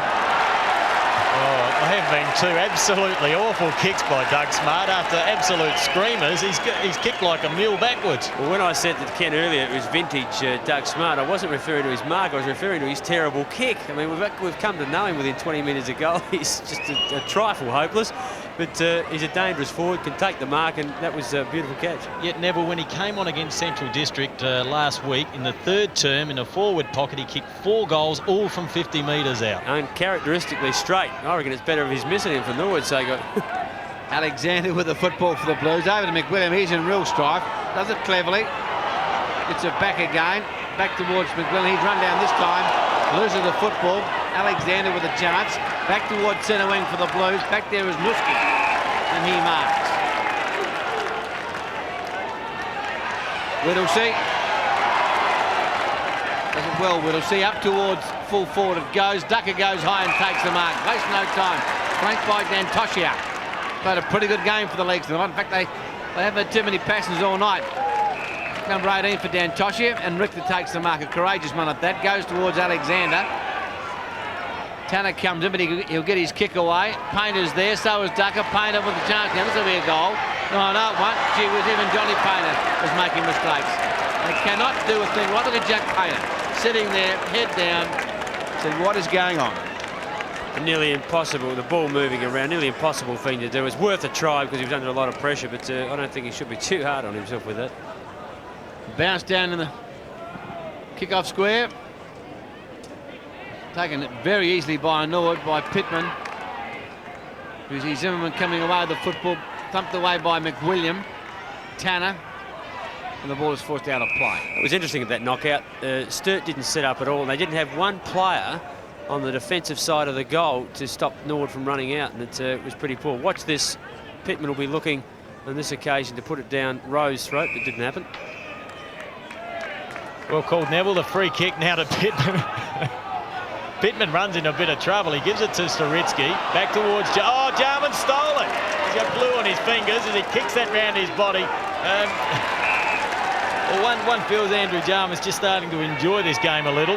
The Blues back into attack. Richter. Oh, there's a blue on behind play. O'Keefe and Smart as the ball goes forward. Pittman dropped it. Zimmerman has the crumbs. The umpires sorted that out. But that looked like being a little willing for a while. Under there, Painter can't control it, gets front position, then loses it. But trying hard, Jack Painter. May have held Maynard, doesn't matter. The ball's tapped out towards Rowe. Over the top to Thomas. He came onto the ground when McIntosh was injured. Smart, in fact, Barham couldn't get to that. Payne looking for his 4th goal from an impossible angle. Should have gone back around. Kicks a point. He's kicked 3-4 for the night. It should have been a free kick for Barham, really. Not played by Mick Abbott. He obviously saw an incident, but played it on. Russell now to the outer side. Richter, the loose player at centre wing, but the kick doesn't find the body. McGowan's loose at the half-forward flank. Nuski into the pocket. Gee whiz, that wasn't well done by the big man at all. Maynard. That was too easy for Norwood. Halfpenny back towards Rowe. Rowe from centre wing. I wouldn't think Kevin Higgins will be too wrapped in this performance by Sturt at the moment. Sturitsky loses the football. McWilliam, Jarman comes in, goes back to Sturitsky. Sturitsky with his 18th kick towards centre half forward, and Weeding, has he marked? Yes, he has. No, he hasn't. It's been paid to the young Garlick, the fullback. Garlick kicks towards centre wing. And a good mark by Richter. At centre wing outer side. 27 possessions for Johnny Richter. Puts it up towards centre half forward. Zimmerman sets himself at the back of the pack and takes the mark easily. He looks at the options. There's not a lot of movement. Smart wants it down the middle of the ground. The ball goes in that direction. Doug Smart couldn't control that. Back of the pack was Greaves.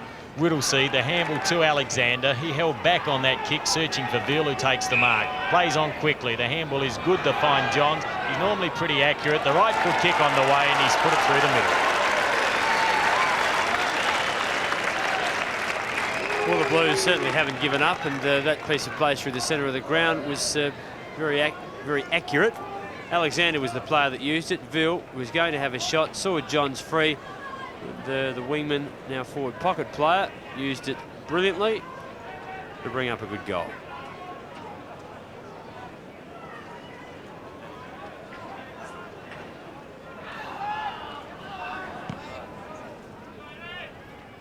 Back in the centre. Free kick has been paid. It'll go the way of Norwood. Young James. Done some useful things tonight, young James. Kicks to the half-forward flank. Kick number 6. Sorry, 10th kick. Whittlesey over towards Kim Russell, towards half-forward. McGowan. Has the mark been paid? Yes, it has. Thought about the handball and decided against it. 15th kick. Veal with an opportunity. The ball thumped away. James again. His kick is partly smothered. Comes towards grandstand side. Tanner. Radbone looking for the free kick. Being harassed by Tanner. He'll get a free kick. Well done. Well, he was looking for that. He tapped Tanner on the head and said, "Thank you very much." Did that pretty clever. Pretty cleverly, the young bloke. Number 8 for Shane Radbone. Bastian in front, thumped away by Pittman. Over to Veal. Back towards Painter. Painter up towards full forward. It's coming back, but will it come back enough? No. Only a minor score. Sturt 13-10. Norwood 19 goals, 17. The Norwood lifting the lid a little bit on pressure, and Sturt having many opportunities in front of goal, capitalising on a few, but Jack on that occasion on his wrong foot. Plenty of excuses for missing that. 27 minutes into the final term. Ducker opts for the grandstand flank, and the mark's taken by McWilliam. He's tried hard tonight. He's had 25 possessions. He puts this one in long. Setting himself is Nuski. Couldn't take the mark. He's taken out of it. The ball goes out of play in the right forward pocket at the southern end. Don't forget, coming up tonight at 10:35, Robbo's World Tonight. And that's all the news from around the world, plus a little bit of sarcastic wit. Front position, Pittman got the handball out towards Payne. He'll get another kick. He's had plenty tonight. Back onto the right boot. In fact, he's had 20, which rhymes with plenty. Up high, Greaves. He's tried hard, but he hasn't the experience or the football know-how at this stage. You notice Sturitsky on the ground there, trying to go forward against the tide. The only reason he couldn't go forward is because Doug Smart was blocking away. He's had 34 possessions tonight, Sturitsky. Pittman opposed to Greaves. Greaves won that tap. It was well done. Down towards O'Keefe. He gets the handball away, but it goes out of bounds. We'll have a throw in once more. 28 minutes into this final term. 19-17 opposed to 13-10. And really, Norwood should have been a lot more in front. Well, let's watch this ruck duel again. This one is meant for Payne. Watch the... let it go through. Neil Baum has shifted Craig Baum to full forward and Doug Smart out to centre half forward. Most probably to get Doug a bit of a run in the play and to give his brother a bit of a rest after a pretty hard game at centre half forward. I can't believe that Sturt got so close to Norwood. He trailed by 6-7. Norwood had a chance to kill this game right off. Working hard, Whittlesey. Radbone, Payne. And umpire Mick Abbott. It's called for a bounce down. Half forward right for the Blues. Right in front of the grandstand. Almost 29 minutes gone in the final term. Pittman and Greaves having a bit of a shoving match. And there's the siren. Norwood 19-17. Sturt 13-10. You're watching the game on Nine's Wide World of Sport. Back shortly.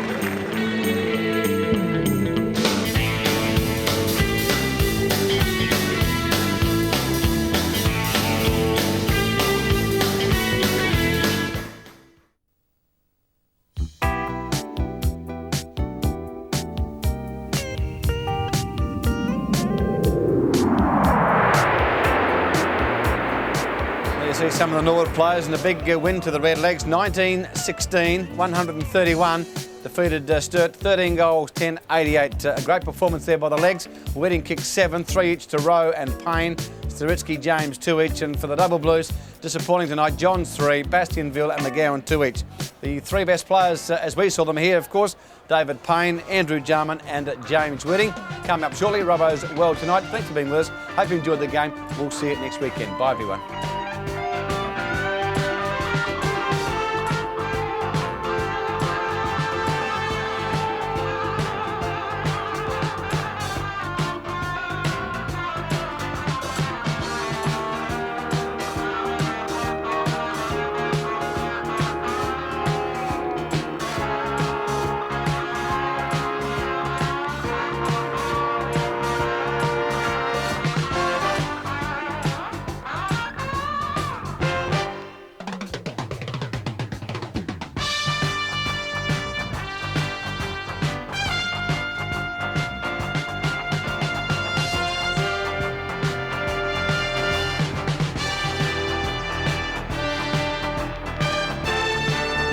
This has been another presentation from Nine's Wide World of Sports.